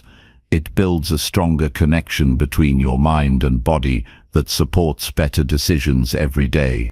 Balanced meals that combine protein, healthy fats, and complex carbohydrates provide steady energy.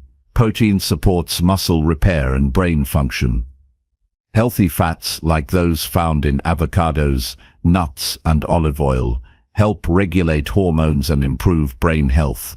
Complex carbs in whole grains and vegetables break down slowly, keeping blood sugar stable. This combination keeps hunger at bay and focus sharp, reducing the temptation to reach for quick, sugary snacks. Clean eating improves your sleep quality, which fuels your performance the next day. Avoid heavy processed or sugary foods close to bedtime. These disrupt your natural rhythms and reduce restorative sleep. Good sleep strengthens your immune system, sharpens memory, and improves mood. When you eat clean, you support this essential process and wake up ready to take on the day. Your environment plays a big role in maintaining clean eating habits. Stock your kitchen with wholesome foods. Remove tempting junk from your reach. When you're busy or stressed, it's easy to grab whatever is easiest, so making healthy food the most accessible option is a powerful form of discipline. Preparing meals in advance and having healthy snacks on hand reduce the chances of making impulsive choices. Clean eating also impacts your long-term health. It reduces the risk of chronic illnesses like diabetes, heart disease, and inflammation. It supports your body's natural ability to repair and regenerate. This foundation keeps you strong and capable to face life's demands, physically and mentally. When you commit to eating clean, you invest in your future self, stronger, healthier, and more capable. You don't have to make drastic changes all at once. Small, consistent shifts build lasting habits. Start by adding more vegetables to your meals or swapping sugary drinks for water.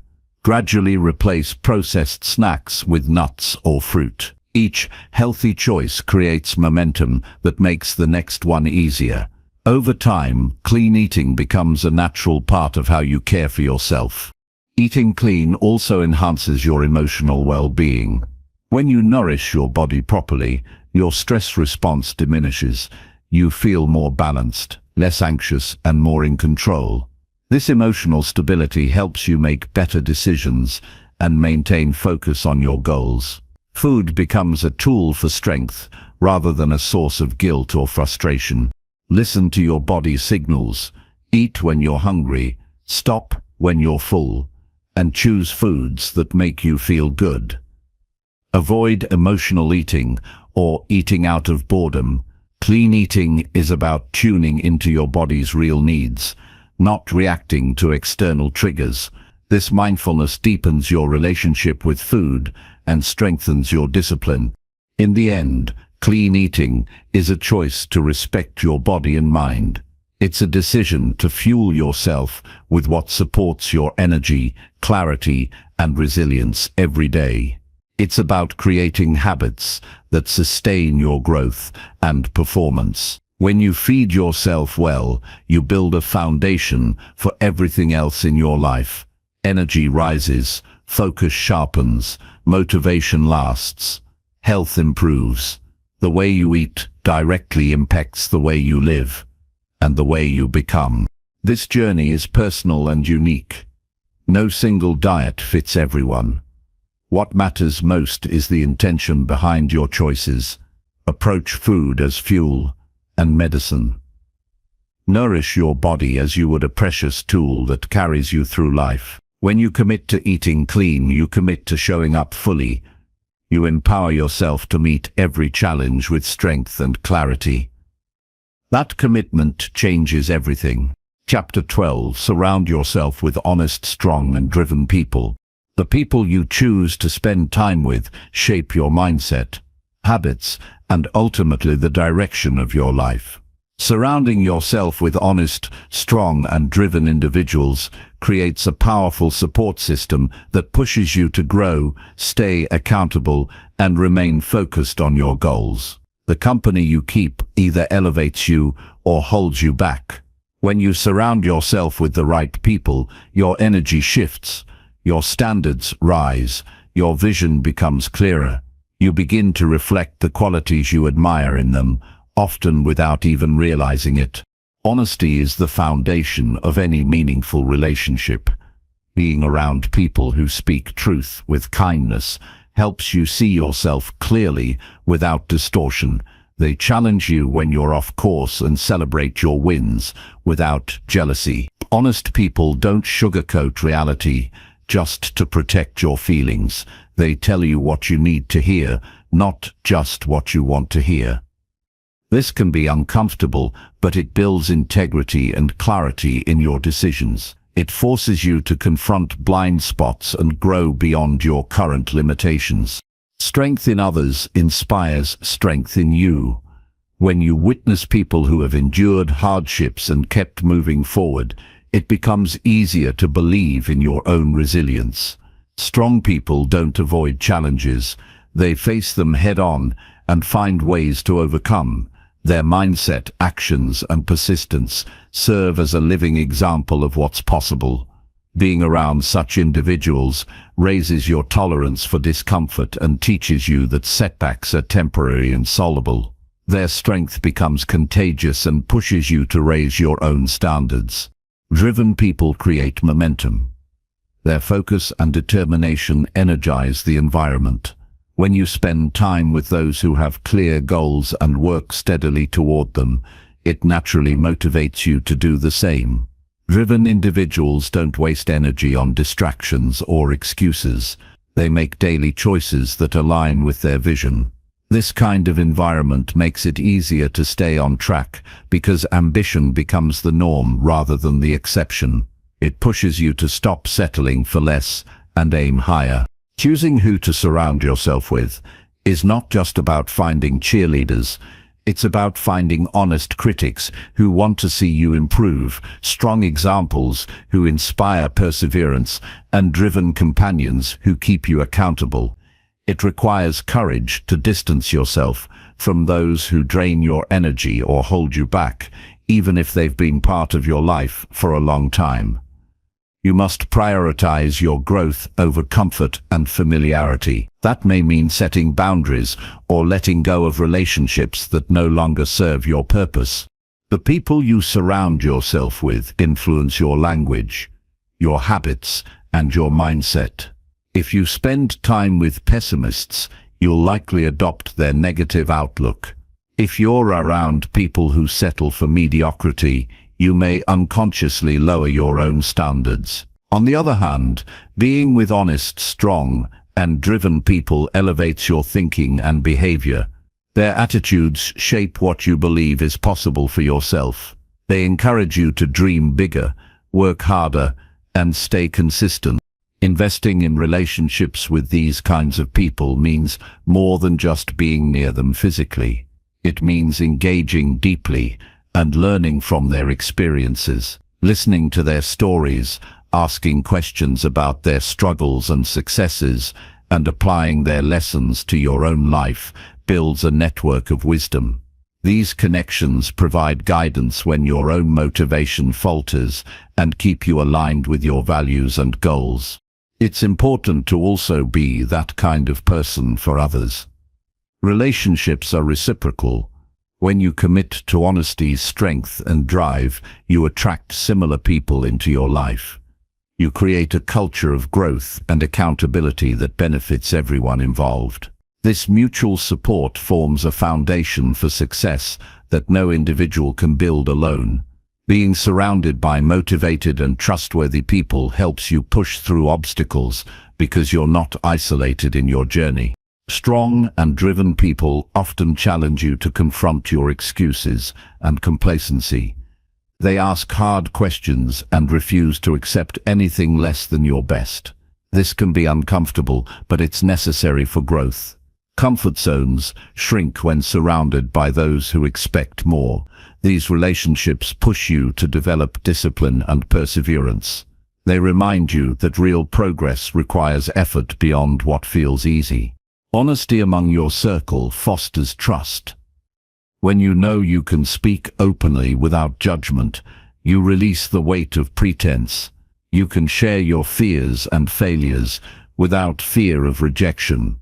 This safe space is essential for true growth because vulnerability is the gateway to change. Honest conversations reveal where you're stuck and what needs to shift. They help you see yourself with clarity and compassion. Driven people understand the value of time and focus. They don't waste energy on gossip or negativity. Their presence encourages you to prioritize your own goals. When you're around focused individuals, you're less likely to get distracted by trivial matters. You learn to protect your energy and commit to what really matters. This shift sharpens your productivity and deepens your sense of purpose. Building these relationships requires effort and intention. It means seeking out communities, groups, or networks where these qualities are valued. It means stepping outside your usual circles and finding environments that challenge and support you. It also means being willing to give as much as you receive, sharing your own strengths and honesty to contribute to the growth of others. Relationships thrive on balance and mutual respect. Over time, the influence of honest, strong, and driven people compounds. Your mindset changes. Your habits improve and your confidence grows. You start to see challenges as opportunities because that's the perspective your circle models. Your goals become clearer because you have examples to follow and support along the way. You stop second-guessing yourself because your environment reinforces your worth and potential. The energy of the people around you is contagious. When you're surrounded by those who refuse to settle, who take responsibility for their lives, and who hold themselves accountable, you start to mirror those qualities. You adopt their resilience, focus, and courage. This creates a positive cycle where your success feeds their success, and vice versa. You become part of a community built on growth, trust, and shared ambition. Choosing your company wisely is one of the most practical and impactful steps you can take toward personal growth. It's not just about finding friends or mentors. It's about creating an ecosystem that supports your goals and values. This ecosystem acts as a constant reminder of who you want to be. It challenges you when you stray and celebrates you when you progress. Surrounding yourself with honest, strong, and driven people is not a luxury, it's a necessity. In the end, the relationships you build are a reflection of the person you are and the person you want to become. Surrounding yourself with integrity, strength, and ambition pushes you beyond your limits. It creates a foundation for lasting success and fulfillment. When you choose your circle carefully, you choose growth, clarity, and a future full of possibility. Chapter 13. Track your habits and review your progress weekly. Tracking your habits and reviewing your progress weekly creates a powerful feedback loop that accelerates personal growth and builds lasting change. Habits are the building blocks of your daily life. They shape your results more than your intentions or motivation ever will. When you track your habits, you bring awareness to what you're actually doing versus what you want to do. This awareness is the first step toward making deliberate improvements. Without it, you're guessing and hoping for change instead of creating it with precision. Recording your habits helps you see patterns that might otherwise go unnoticed. Some habits support your goals and energy, while others drain you or hold you back. When you write down your daily actions, you identify where your time and effort are going. This clarity helps you decide what to keep, what to adjust, and what to remove. Tracking turns vague intentions into concrete data. This data is powerful because it informs your decisions with facts rather than feelings or assumptions. Weekly review is where the real growth happens. It's a time to step back from the daily grind and assess your progress honestly.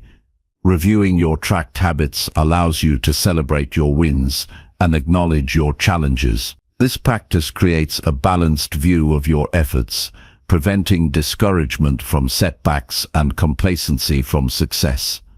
It also keeps you connected to your bigger goals by reminding you why these habits matter. Weekly reflection turns scattered efforts into a clear direction. Tracking and reviewing habits strengthens your discipline. When you know you'll check your progress at the end of the week, you're more likely to stay consistent. This accountability acts like a compass, keeping you on course when distractions or temptations arise. It makes your commitment real because you're not just acting blindly, you're monitoring your actions and their effects. This ongoing process builds self-trust and confidence, which are essential for long-term success. The process doesn't have to be complicated. A simple notebook, spreadsheet, or habit tracking app can do the job. The key is consistency and honesty. Recording small wins daily, whether it's drinking enough water, exercising, reading, or avoiding distractions, builds momentum. Seeing a chain of successes motivates you to keep going because it feels tangible and achievable. Breaking goals into daily habits and tracking them makes big ambitions manageable. Weekly review gives you space to analyze what's working and what isn't. If a habit feels difficult or irrelevant, reflection helps you adjust or replace it with something more effective. This flexibility is crucial because not all habits serve you equally at every stage. Life changes, and so should your approach.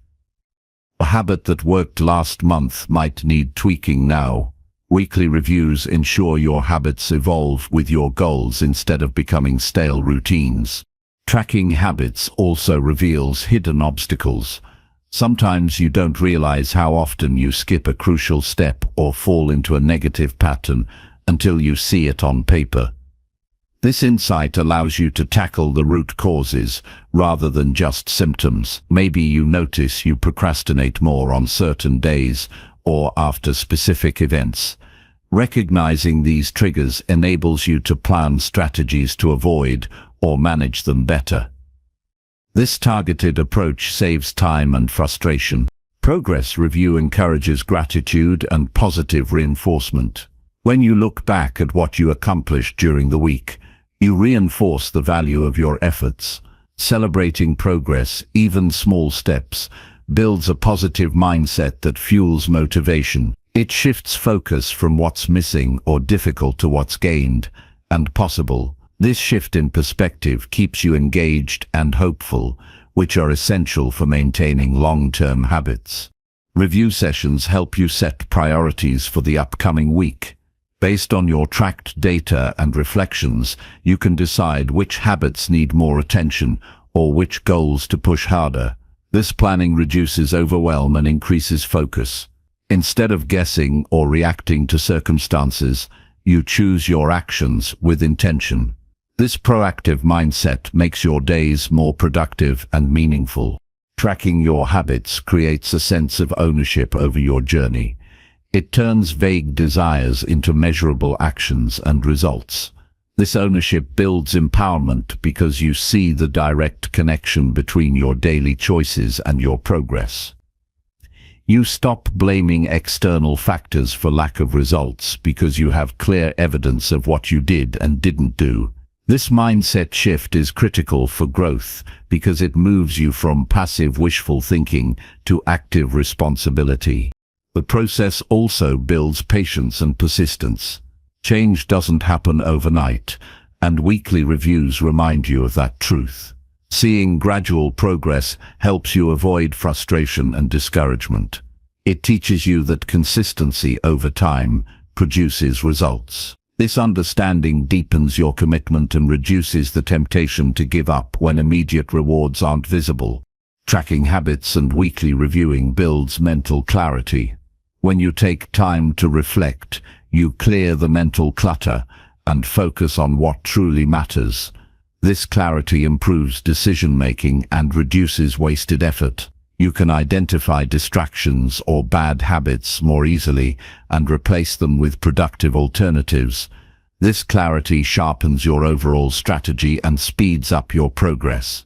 This practice also creates a record of your growth journey. Looking back at past weeks shows how far you've come, reminding you of your strength and capability. This record becomes a source of motivation and self-belief during tough times. It proves that progress is possible and within your control. Reviewing this history deepens your commitment because you see tangible proof of change. Tracking and reviewing habits is not about perfection. It's about progress. It's normal to miss days or struggle with certain habits. The goal is not to punish yourself, but to learn and improve. Honest tracking helps you identify obstacles without judgment, creating space for problem solving. Weekly reviews encourage compassion toward yourself while maintaining accountability. This balance is essential for sustainable growth. This habit also improves your ability to set realistic goals. When you regularly monitor your actions and results, you gain insight into what you can handle and how long it takes to build new habits. This insight prevents burnout and disappointment by helping you set achievable targets. It encourages smart planning that aligns with your capacity and lifestyle. Tracking and reviewing also supports motivation. Seeing progress over time energizes you to continue. It creates a sense of achievement that feeds your confidence. Even small improvements become powerful reminders that your efforts are not wasted. This positive reinforcement makes it easier to maintain momentum and overcome moments of doubt. Finally, this practice encourages lifelong learning and adaptation. Habits and goals evolve as you grow. Regular review keeps you flexible and responsive to change. It prevents stagnation by encouraging continuous improvement. When you commit to tracking your habits and reviewing your progress weekly, you commit to a dynamic process of growth that adapts to your life and ambitions. In summary, habit tracking combined with weekly review transforms vague intentions into concrete actions and results. It builds awareness, accountability, clarity, and resilience. It fosters a mindset of continuous improvement and empowers you to take control of your journey. This simple yet powerful practice is a cornerstone of success that keeps you moving forward steadily and confidently. Chapter 14. Build routines that support your long-term vision. Creating routines that align with your long-term vision is essential for turning your goals into reality. A vision without supportive daily habits remains just a dream. Routines provide structure and consistency, turning intentions into automatic actions. When your routines reflect what you want to achieve in the future, you build momentum that carries you forward even when motivation wanes. These routines become the invisible framework that shapes your success over time. The first step in building meaningful routines is to clearly define your long-term vision. What do you want your life to look like 5, 10, or 20 years from now? The clearer and more specific your vision, the easier it is to identify the daily actions that will lead you there. Without a well-defined destination, routines can become aimless or disconnected from your true goals. Your vision acts as a compass, guiding the choices you make each day. Once your vision is clear, break it down into smaller milestones and habits that support it. These habits don't have to be grand or complicated. Often, the simplest actions repeated consistently create the biggest impact. Identify the key areas of your life that your vision touches, whether it's health, career, relationships, or personal growth, and design routines that nurture these areas. The focus should be on progress, not perfection. Building routines requires intentionality. You must decide what habits will move you closer to your vision and commit to practicing them regularly. This means scheduling time for these actions and protecting that time fiercely. Consistency is more important than intensity. Doing a little every day beats doing a lot sporadically. Routines are about building daily discipline that compounds over months and years. Starting small makes routine building manageable and sustainable. Trying to overhaul your entire day at once is overwhelming and often leads to burnout. Choose 1 or 2 key habits to establish first and focus on making those automatic. Once these are firmly in place, gradually add more. This step-by-step approach builds confidence and prevents discouragement. Small wins build momentum and create a positive feedback loop. Routines also help reduce decision fatigue. When you automate important actions, you free your mind to focus on creativity and problem solving. Deciding what to do every morning or after work drains mental energy. When these choices are habitual, you conserve energy for challenges that require your full attention. Routines create stability and reduce stress by removing uncertainty. Adapting routines to your lifestyle and personality increases the likelihood of success. Not all routines work for everyone. Some people thrive with morning workouts, others with evening meditation. Experiment to find what fits your rhythm and energy levels. Flexibility within structure is key. The goal is to create routines that feel natural and supportive, not forced or punitive. Tracking your routines helps reinforce them. Use a journal, app, or checklist to record your daily actions. This creates accountability and motivation. Seeing a streak of completed habits builds pride and encourages continuation. If you miss a day, tracking helps you identify obstacles and adjust, rather than quit. Reviewing your routines regularly ensures they stay aligned with your evolving vision. Routines also provide a sense of control and stability during uncertainty. Life is unpredictable, but consistent habits anchor you. When external circumstances shift, routines keep you grounded and moving forward. They become a source of resilience that helps you adapt without losing sight of your goals. In this way, routines are not just tools for productivity, but also for emotional strength. It's important to build routines that balance all aspects of your life. Neglecting areas like rest, social connection, or creativity can lead to burnout and dissatisfaction. Your long-term vision should include a holistic view of success that values well-being and fulfillment. Design routines that nourish your body, mind, and relationships. This balance sustains your energy and motivation for the long haul. Routine building requires patience. Results may not be immediate, but the impact grows over time. Each repetition strengthens your habits, and rewires your brain to support your vision. This gradual transformation builds a foundation for lasting success. Trusting the process and staying committed even when progress feels slow is essential. Routines are investments in your future self. Avoid rigid perfectionism in routines. Life's demands will sometimes interrupt your habits, and that's okay. Flexibility and forgiveness keep you consistent over time. Missing a day or adjusting a routine doesn't mean failure. It's an opportunity to learn and adapt. A routine that fits your life rather than confines it is sustainable and empowering. Accountability partners or mentors can support routine building. Sharing your goals and habits with someone else creates external motivation and encouragement. They can offer perspective when challenges arise and celebrate your progress. Community strengthens commitment and reduces isolation.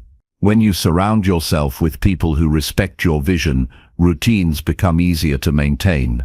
Celebrate the small victories within your routines. Each day you complete a habit is a step closer to your vision. Recognizing these moments builds confidence and joy in the journey. It shifts your focus from distant outcomes to present actions. This mindset makes routine building enjoyable rather than a chore. Routines influence your identity. The actions you repeat shape who you become.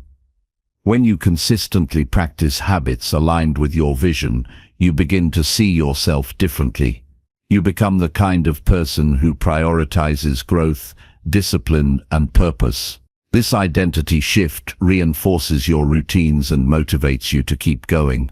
As your vision evolves, so should your routines. Regularly revisit your long-term goals and adjust your habits accordingly.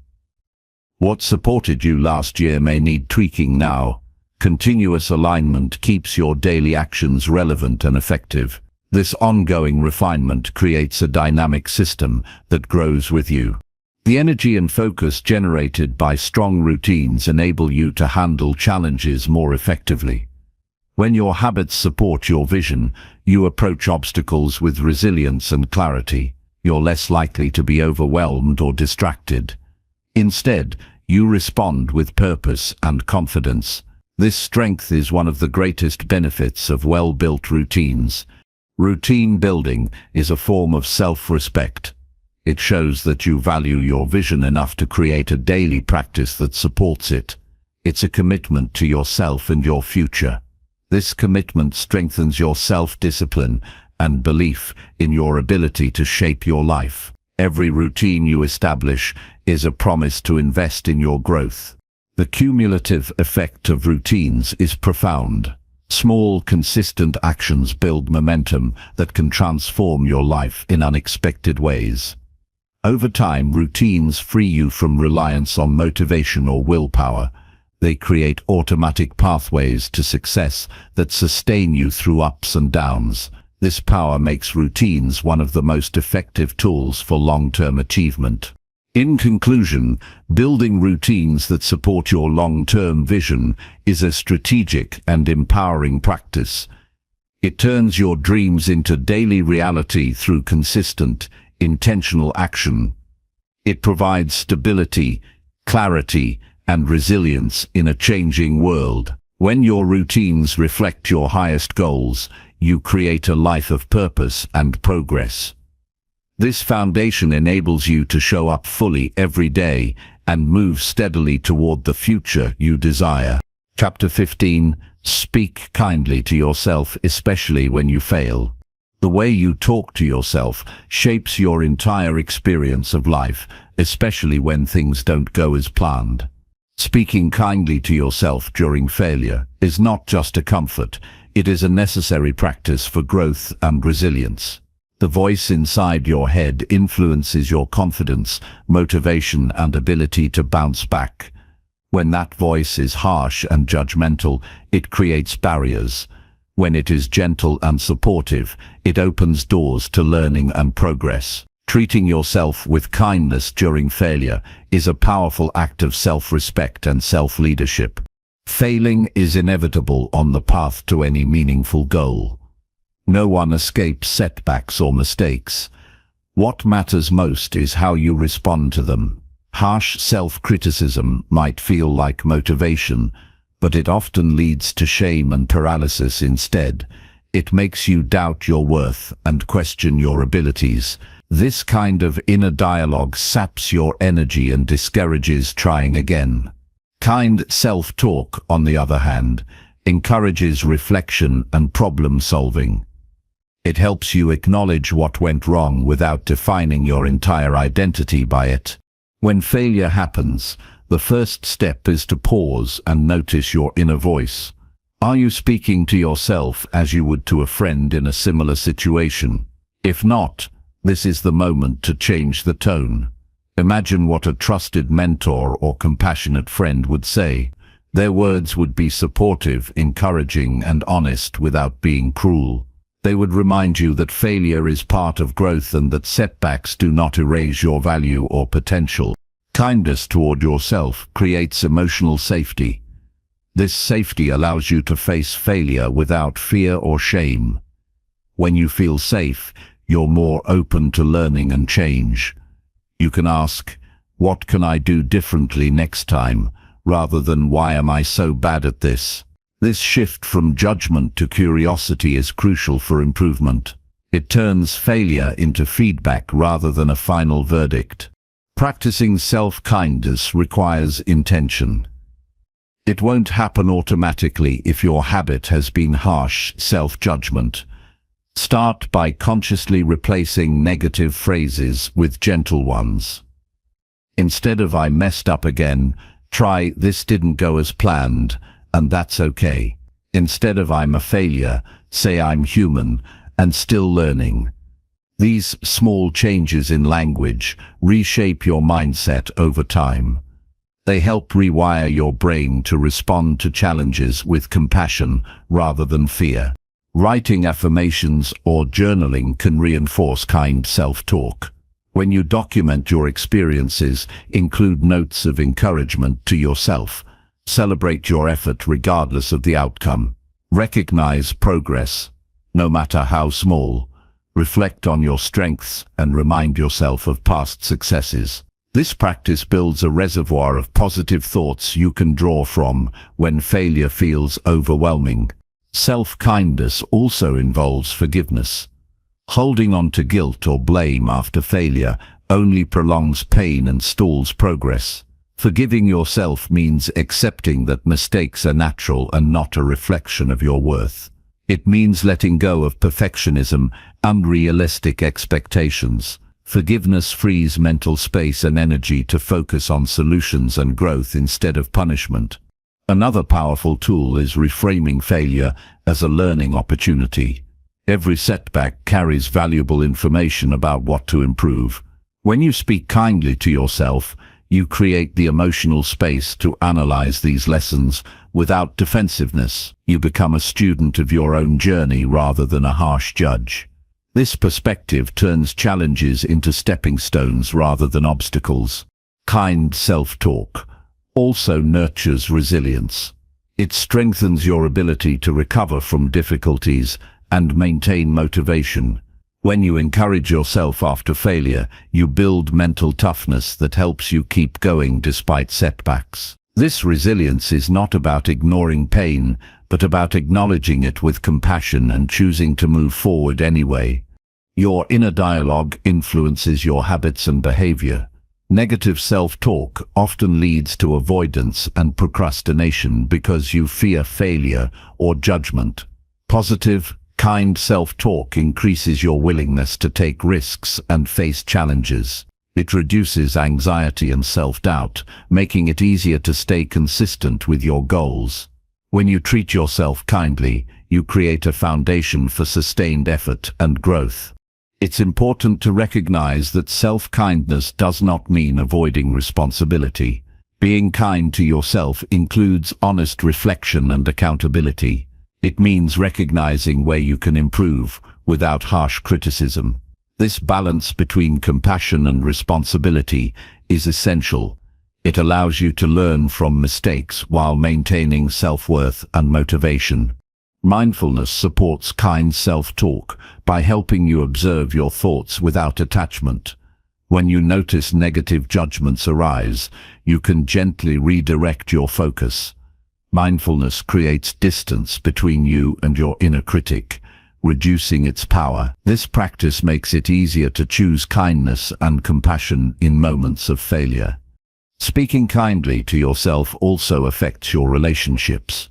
When you treat yourself with respect and compassion, you model those behaviors for others. It becomes easier to accept support and encouragement from friends and mentors. It improves your ability to communicate your needs and set healthy boundaries.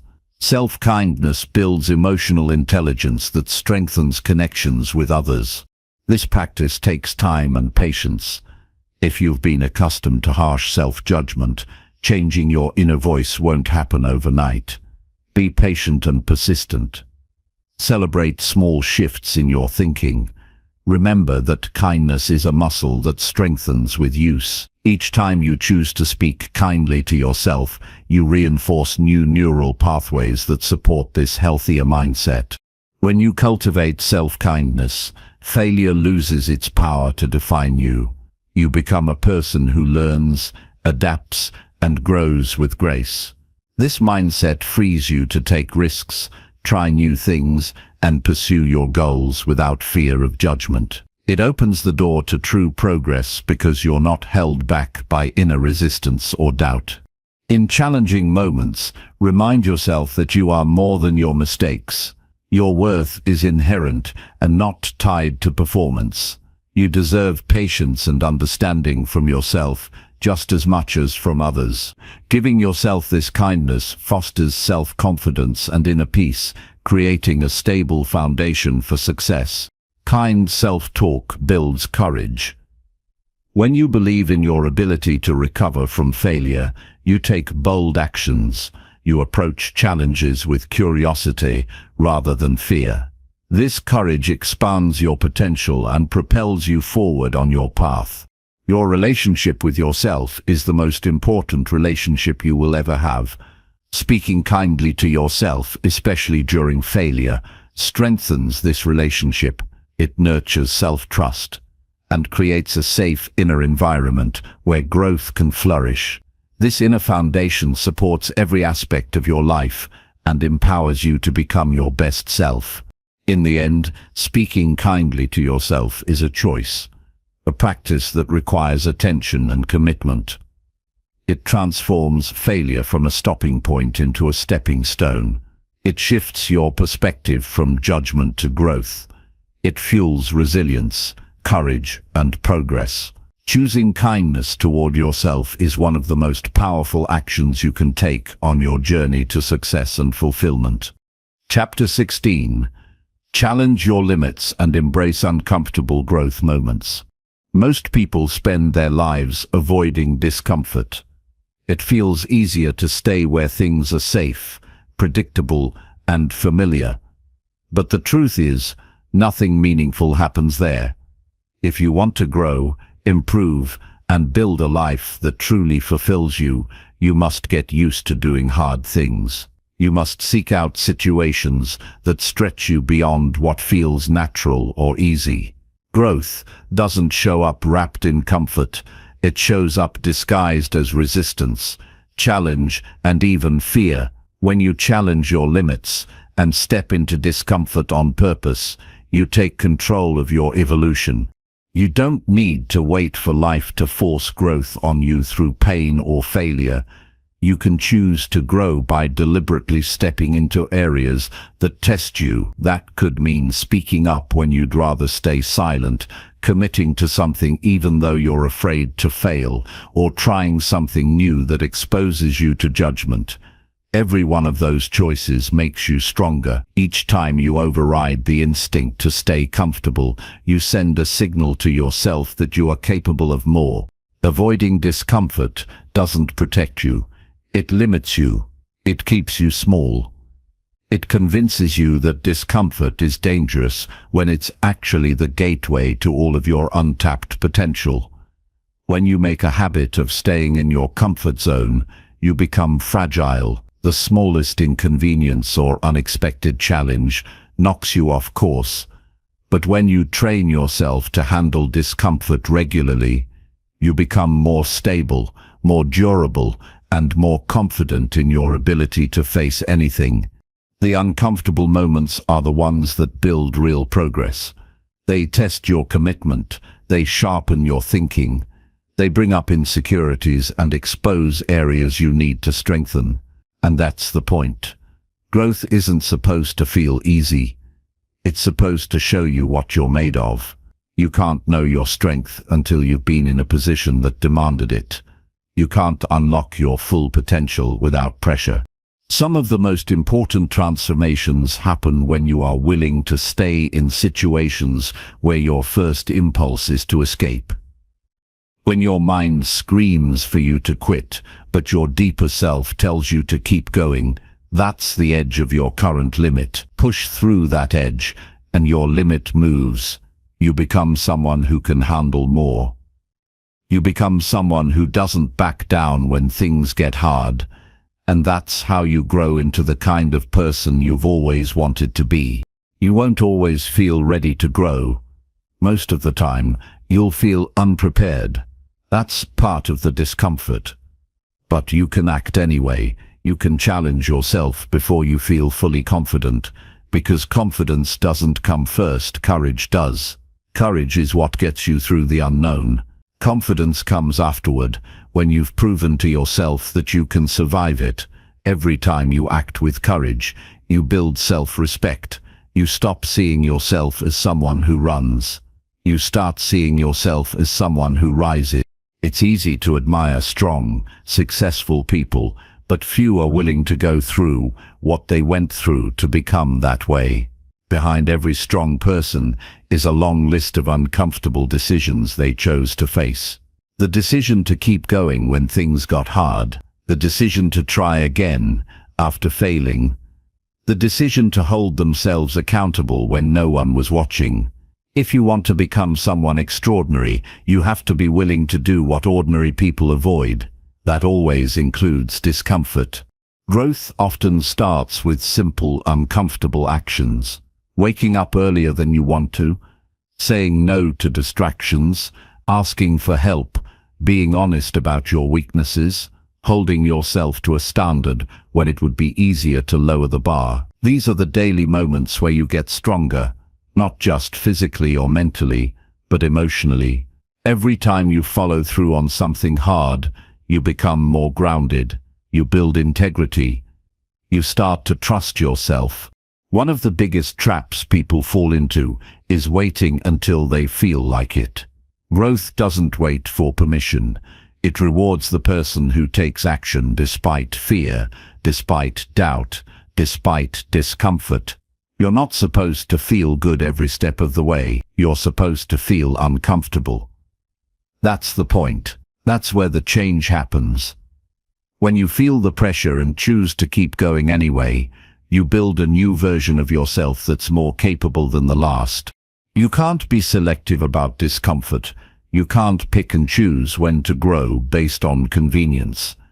If you really want to change, you have to make a habit of choosing the harder road when it aligns with your goals.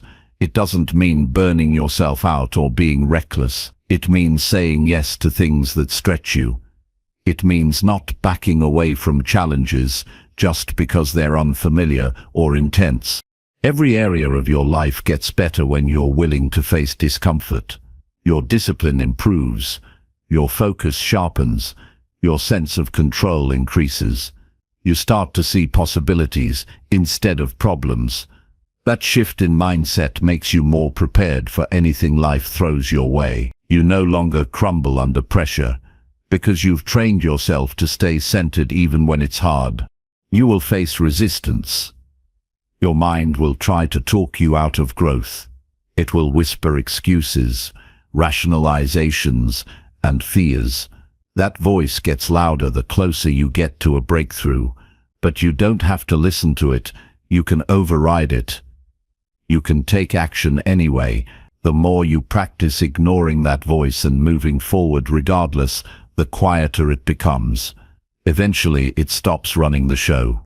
What you avoid today becomes the limit of your future. But what you face today becomes your strength tomorrow. The discomfort you're willing to embrace now will separate you from the masses. Most people never grow because they're waiting for the path to get easier. You grow because you learn to walk the hard path with your head held high. You stop asking for comfort and start asking what needs to be done. You will have moments where you fail. You'll fall short, mess up, or hit a wall. That's normal. That's part of growth. The key is to keep moving, to adjust, adapt, and attack again. If you're afraid of discomfort, you'll quit too early. If you accept discomfort as the cost of growth, you'll push through. And over time, discomfort becomes familiar. It stops scaring you. It becomes a signal that you're doing something right. You must take responsibility for your growth. No one is coming to make it easy. No one will do the hard work for you. But if you're willing to face what's hard, you will discover power within you that you didn't know existed. You'll stop needing external validation because you'll know what you're capable of. You'll respect yourself more deeply because you've earned it through effort. This journey isn't about proving something to the world. It's about proving something to yourself. That you won't run from discomfort. That you won't stay stuck in the same cycle. That you're willing to become who you're meant to be. Even if it costs comfort, even if it takes time, even if it challenges everything you thought you were. Growth is waiting on the other side of every limit. Your job is to meet it head-on, every single day. Chapter 17. Give value without expecting anything in return, ever. Most people give because they hope to get something back. Whether it's attention, recognition, approval, or some kind of reward, there's often an invisible condition attached to what they offer. But real power begins when you start giving value without expecting a single thing in return. Not because you're trying to look good or prove something, but because it's simply who you choose to be. That mindset separates you from the majority. It puts you in a category of people who move differently, think differently, and build relationships rooted in integrity rather than transaction. When you give freely, you become a source of value wherever you go. You don't need to announce it. You don't need applause. You just do it because it's right. Because it feels honest. Because it's how you want to live. And over time, that consistency becomes a force. People can sense it. They trust it. They know you're not trying to manipulate or take advantage. They feel your sincerity. And while you may not get immediate results, what you build is much more powerful. You build a reputation that no one can buy and no one can fake. Expectations ruin so many good things. They poison relationships. They taint generosity. They turn what could have been pure into something self-serving. The moment you expect something back, you give your power away. You tie your sense of worth to someone else's reaction. And if they don't give you what you wanted, you feel slighted, offended, disappointed. That feeling only exists because the original act wasn't clean. It was a negotiation disguised as kindness. If you want to live with peace, you have to let go of the scorecard. Stop keeping track of who owes you. Stop measuring what you're getting in return. Let your giving be whole. Let it be real. Let it be something you do because it aligns with your values. When you give from that place, you never feel used. You feel complete, because your sense of purpose didn't depend on anyone else playing their part. You did what you believed was right. And that's enough. This doesn't mean allowing others to walk all over you. It doesn't mean giving away your time, energy, or resources to people who abuse your kindness. You still have to use discernment. You still need boundaries. But when you choose to give, make sure it's coming from the right place. not from a place of neediness, desperation, or manipulation, but from clarity, from stability, from strength. Giving without expectation trains you to stop chasing validation. It forces you to become more self-reliant emotionally. You no longer need constant praise or reassurance to feel good about yourself. You stop performing for approval and start acting from your principles. That shift is powerful. It frees you. It grounds you. It builds a kind of quiet confidence that doesn't need to be shouted. It's felt. People notice when you give with no agenda. It leaves an impression. In a world full of selfish motives, that kind of presence stands out. And while you're not doing it for attention, the respect you earn from living that way is real. Not the kind of respect that fades when you stop delivering results, but the kind that grows because of who you are at your core. It also changes how you see yourself. When you make a habit of offering value with no strings attached, you stop viewing relationships as transactions. You see yourself as a contributor, not a collector. You stop asking, "What can I get?" and start asking, "What can I give that truly helps?" That mindset shift unlocks deeper connections. It attracts people who respect your energy instead of exploiting it. Giving is not always about big gestures. Sometimes it's about the smallest acts done consistently. Listening when someone needs to talk. Offering your presence when someone feels invisible. Helping someone solve a problem without expecting recognition. These little things build a legacy. They shape how people feel around you.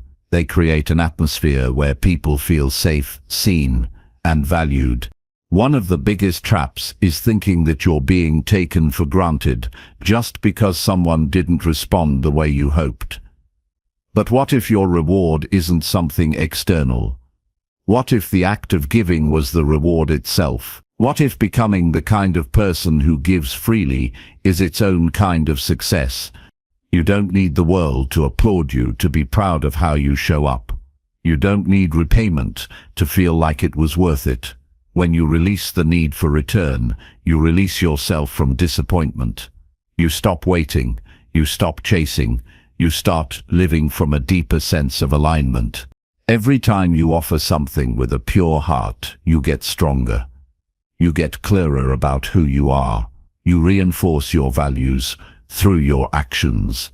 And while the world may not always reward you instantly, you are creating a long-term foundation that cannot be shaken. You are building character, and character always wins in the long run, even when it feels like no one's watching. It's important to understand that people may not always notice your efforts. They might not say thank you. They might not reciprocate, and that's okay, because your giving wasn't about them. It was about you honoring the person you're becoming. Your reward is in the growth, the peace, the self-respect you gain by staying true to yourself. Life has a way of bringing things full circle. What you give often returns, but not always from the direction you expect. Sometimes it comes through unexpected opportunities, unexpected people, or inner growth that pays off in ways you couldn't have predicted. But you don't have to worry about that. Just keep giving, quietly, consistently, cleanly, and trust that doing the right thing always pays off, even if you can't see it yet. This approach also trains you to become more emotionally stable. When your actions are not tied to outcomes, you become less reactive. You're not constantly riding the highs and lows of how others treat you. You become anchored, grounded, peaceful. That's not weakness, it's emotional maturity. It's strength. It's rare. And if you do this long enough, it becomes second nature. You stop trying to impress. You stop waiting for validation. You stop over-analyzing what people think. Instead, you act from a place of inner direction. You give because it aligns with who you are, not because of how someone might respond. That's how you gain power. quiet power, the kind that doesn't depend on anything external to be steady. You're not here to keep score, you're not here to prove your worth. You're here to make an impact, and that impact starts with how you show up when there's nothing to gain. Anyone can be generous when there's a reward, but when you give with no agenda, you reveal your true strength. You become a builder, a giver, a person of substance, and that kind of character can't be shaken. Not by rejection, not by indifference, not by disappointment, because it was never about them. It was always about who you decided to be. Chapter 18. Stay calm under stress and respond with clarity. Most people lose their footing the moment things get hard. Pressure builds, emotions rise, and they start reacting from fear, frustration, or panic. In those moments, the real test begins. It's not about how loud you can be, how fast you can move, or how strong you appear. It's about how still your mind can remain when everything around you feels like it's falling apart. Staying calm under stress isn't about ignoring problems or pretending you're unaffected. It's about developing the strength to stay rooted in clarity when everything else is pulling you toward chaos. When you're calm, you see more, you hear more, you think more clearly. Instead of rushing into decisions you'll regret, you pause long enough to understand what's really going on. That gap between stimulus and response is where your control lives. If you don't pause, you give that control away. But if you take a breath, even just one conscious breath, you create space, and in that space, you get to choose your response. You're not at the mercy of stress. You're the one guiding the outcome. Clarity doesn't come from reacting impulsively. It comes from slowing down your thoughts so you can process what matters and what doesn't. Most of what people stress about is noise, assumptions, imagined outcomes, or reactions to things outside of their influence. When you're calm, you can separate what's true from what's emotional fiction. You can step back and ask, what part of this can I control? What's the next best step I can take? That kind of thinking only becomes possible when you're not caught in a mental storm.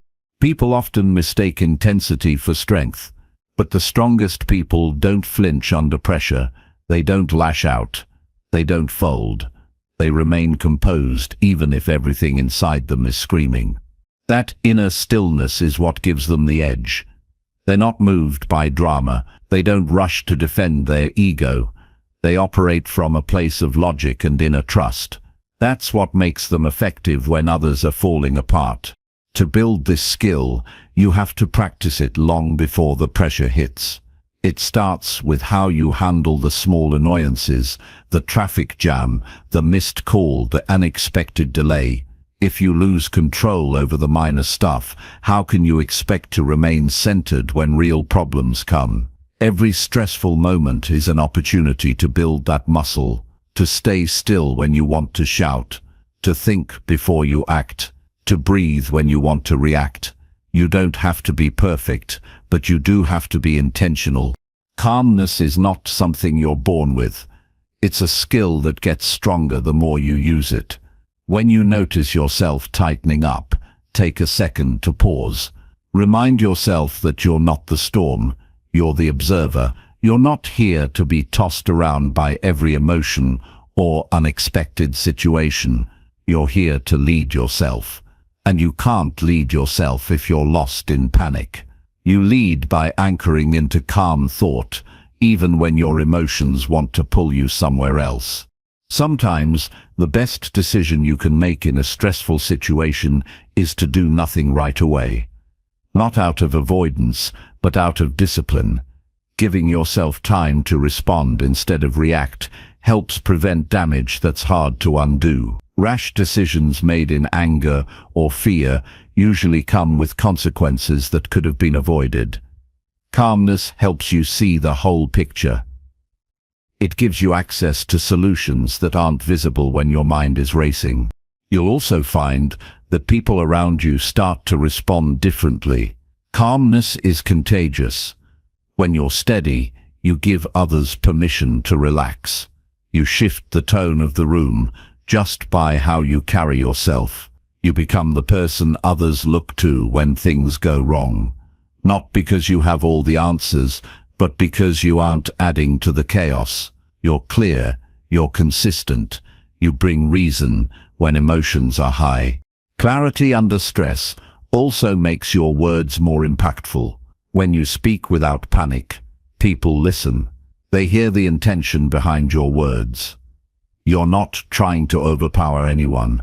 You're trying to solve the problem. That tone changes everything. It opens up space for resolution instead of conflict. You're not making things personal. You're not trying to win. You're focused on what matters most, the outcome. Even when things don't go your way, calmness allows you to recover faster. You don't get stuck in regret or blame. You acknowledge what happened, learn what you can, and move forward with purpose. That ability to move on without dragging your emotions behind you is rare. Most people replay mistakes in their head and spiral, but when you train yourself to stay calm, you spend less time suffering and more time solving. You don't have to suppress how you feel. You can acknowledge your stress without becoming it. You can admit you're frustrated without letting it control your next move. Emotional maturity isn't about pretending to be unaffected. It's about managing your response in a way that still reflects your values. You choose how you show up, even when circumstances try to dictate your behavior.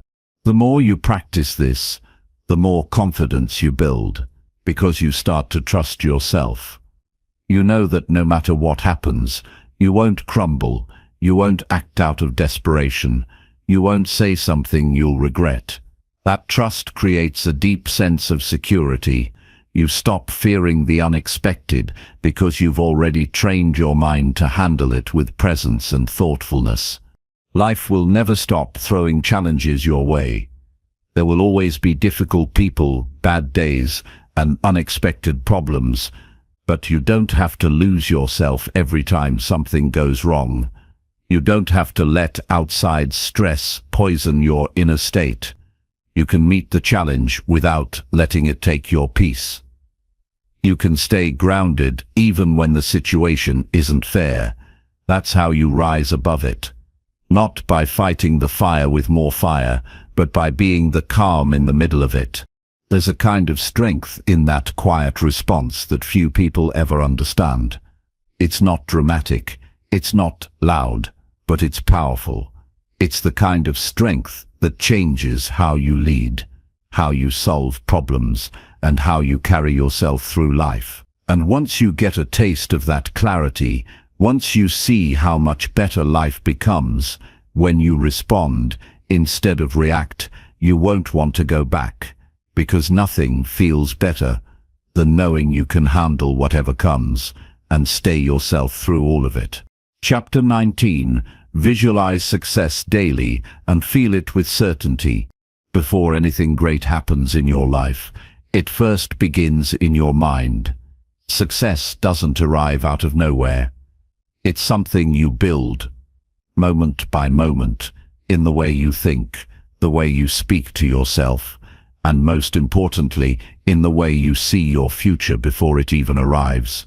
If you wake up every day expecting the same struggles, expecting the same limits, expecting to feel stuck, then that's exactly what your life will reflect. But if you begin each day by seeing where you want to go, and more than that, feeling the truth of it, like it's already happening, then you start moving in a different direction. That small intentional practice of visualizing your success, clearly, vividly, and emotionally, is not wishful thinking. It's preparation, it's mental training, and it's one of the most powerful shifts you can make. The world won't give you what you want just because you hope for it. It starts giving you more when you believe you're already capable of receiving it.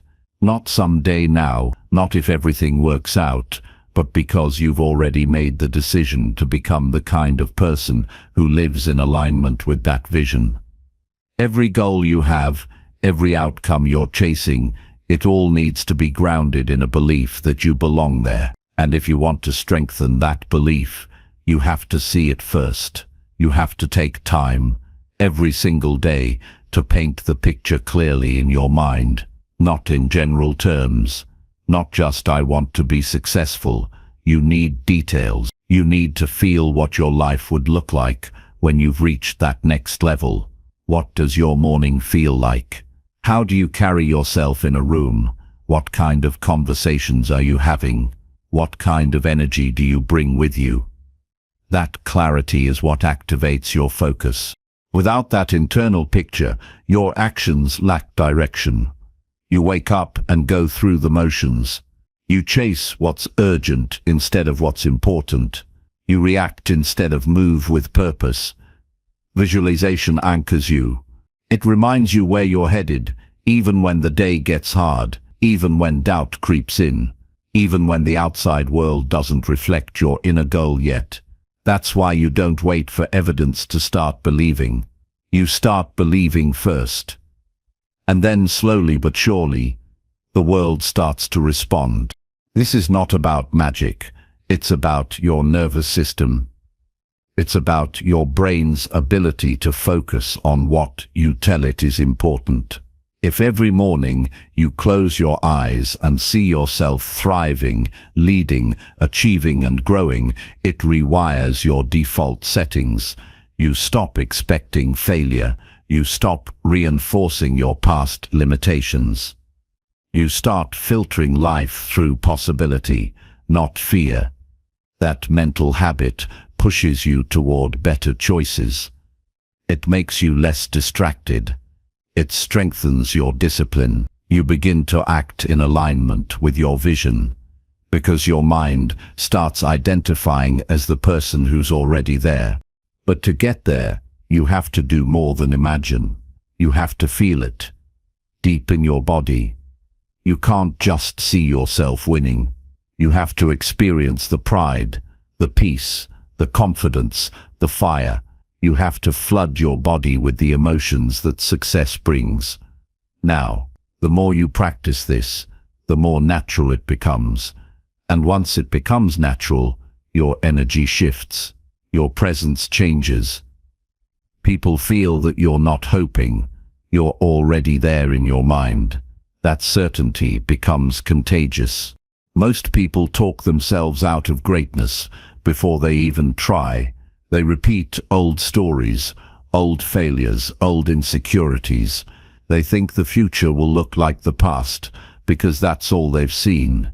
But when you commit to visualizing success daily, you interrupt that loop. You tell your mind a new story. You replace hesitation with intention. You break out of who you were and move toward who you're becoming. And yes, there will be days when you don't feel like it. Days when nothing is going right. Days when the vision feels far away. That's exactly when you need it most. That's when you close your eyes, breathe deep, and remind yourself why you started. You remind yourself what it looks like on the other side. You don't visualize to escape reality. You do it to shape it. You do it to remind yourself that your current situation is not the final chapter.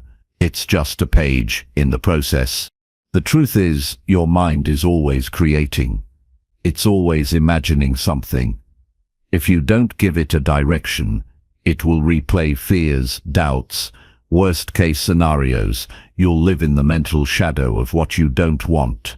Visualization flips that. It gives your mind a destination, and the more consistent you are, the faster your behaviors catch up. Because when your mind is locked in on success, your body starts working toward it. Without hesitation, you become more intentional with your time. You show up with more energy. You solve problems faster, because you believe the outcome is worth it. This isn't about pretending everything is perfect. It's about seeing the path clearly, even when the ground is shaky. It's about reminding yourself that you're capable, even when the evidence isn't there yet. You show up for your vision with faith, and that faith grows stronger the more you show up. Every day you visualize, you're not just seeing success, you're becoming someone who expects it. That expectation raises your standards. It sharpens your awareness. It attracts better people, better conversations, better opportunities, because you're no longer dragging around the old version of yourself. Make this a daily practice. Before the noise of the world reaches you, take a few minutes. Close your eyes, breathe slowly. Picture where you want to go. Feel what it will be like to be there. Walk through your future mentally until it feels real. Do it so often that you start carrying the energy of that version of you in every conversation, every challenge, every decision. That's not fantasy. That's how real change begins. The people who rise, who build, who transform, aren't always the smartest or the most talented. They're the ones who believe deeply in what they're building before anyone else sees it. They carry that belief through doubt, through failure, through setbacks, because they've already seen the outcome in their mind 1,000 times. They don't need the world to approve. They've already approved it for themselves. Let that be you. Build that habit. Make your vision stronger than your circumstances. Let it drive you, anchor you, and shape how you show up every single day. You don't need to know every step. You just need to see the outcome clearly, feel it fully, and start moving with the certainty that you're already on your way. That mindset will change your life faster than anything else, because when you believe it's possible and you feel it as real, your actions start making it so. Chapter 20. Keep showing up, even when results come slowly. Most people want quick results. They start something new with energy and high hopes, but the moment things slow down, they start questioning themselves. They wonder if it's worth it, if they're doing something wrong, or if they should just give up and try something else. But the truth is, growth rarely comes fast. Real progress takes time, and during that time, most of the reward is invisible. You show up day after day, and it feels like nothing is changing. But beneath the surface, everything is moving. Your discipline is building. Your mindset is shifting. Your habits are getting stronger, and eventually those invisible changes begin to shape visible outcomes. That's why you have to keep going, especially when it feels like nothing's working. There are seasons in life when it feels like you're putting in the effort and getting nothing in return. You show up early, you stay consistent, you pour your energy into something meaningful, and still, you don't see the results you expected. That's the part that breaks most people. They start to believe the lack of progress means they're failing. But that's not failure. That's the process. That's where the test happens. Not in the easy days when everything clicks, but in the silent days when you have to trust yourself without proof. You have to learn how to move forward even when motivation fades. You have to wake up and give your best even when no one's clapping for you. You have to keep pushing when the results come slower than you want. That's what separates the people who build something lasting from those who keep starting over. When you commit to the work regardless of what the outcome looks like right now, you build resilience. You stop chasing quick wins. You stop depending on momentum to carry you. You become the kind of person who can keep showing up through discomfort, through doubt, through silence. There's something powerful that happens when you stop needing immediate results to stay consistent. You develop patience. And patience isn't just about waiting.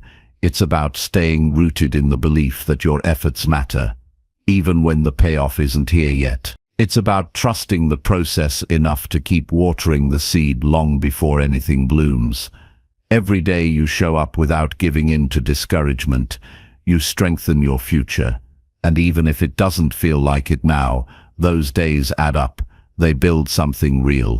You won't always be inspired. Some mornings, you'll wake up tired.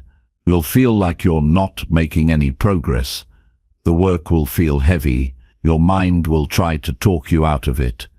It'll tell you to take the day off, to lower your standards, to back away from what you committed to.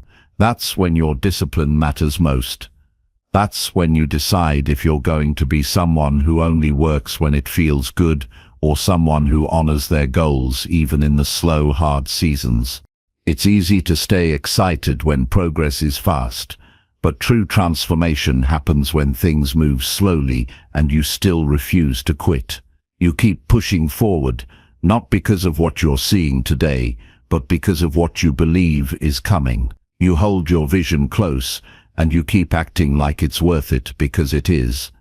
It's easy to forget that every person who's built something great once stood where you are right now, frustrated, doubtful, tired. But they kept showing up. They did the work when it was hard, and eventually the results caught up. Success doesn't usually come with fireworks or sudden breakthroughs. It often arrives quietly. It sneaks in after months of unnoticed effort.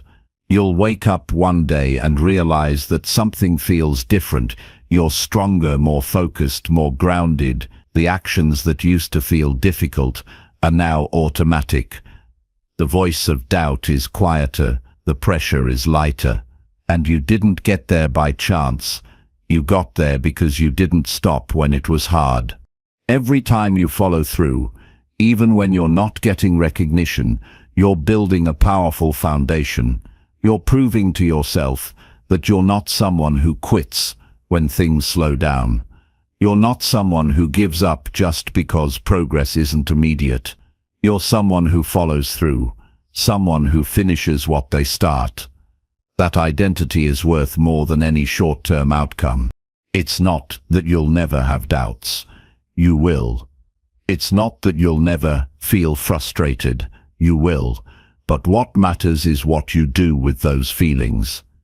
Do you let them stop you, or do you feel them and still keep moving? That choice defines your future. It shapes who you become. You don't need to be perfect. You don't need to have it all figured out. You just need to keep showing up with intention. Keep showing up with effort. Keep showing up with belief. And some days, belief will be hard to find. That's okay. You don't need to feel certain every moment. You just need to stay in motion. Sometimes progress looks like big wins. Other times it looks like just not giving up. Showing up even when you don't feel like it is a win. Holding the line when no one else sees your vision is a win. Every quiet step forward counts. Remember that nothing meaningful grows overnight. Every skill, every breakthrough, every goal takes time. And the world is full of people who gave up 1 week, 1 month, one small step before everything could have changed. Don't let that be your story. Let your story be the one where you didn't give in, where you kept going, where you honored your commitment to yourself, even when the reward was slow to arrive. You are not behind. You're not failing. You're not invisible. You're in the middle of the process. You're learning. You're growing. And most importantly, you're building something real. The days when you keep going without results are the days that shape your character. They teach you what you're really made of. They teach you how to rely on your own standard instead of external validation. And that makes you unstoppable. So whatever it is you're working toward, keep showing up. Even if it's hard, even if it's quiet, even if no one else understands why you're doing it. You understand. You have a reason. You have a goal. And your job is to keep walking toward it.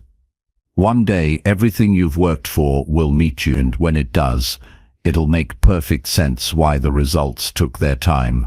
They weren't late. They were waiting for you to become ready.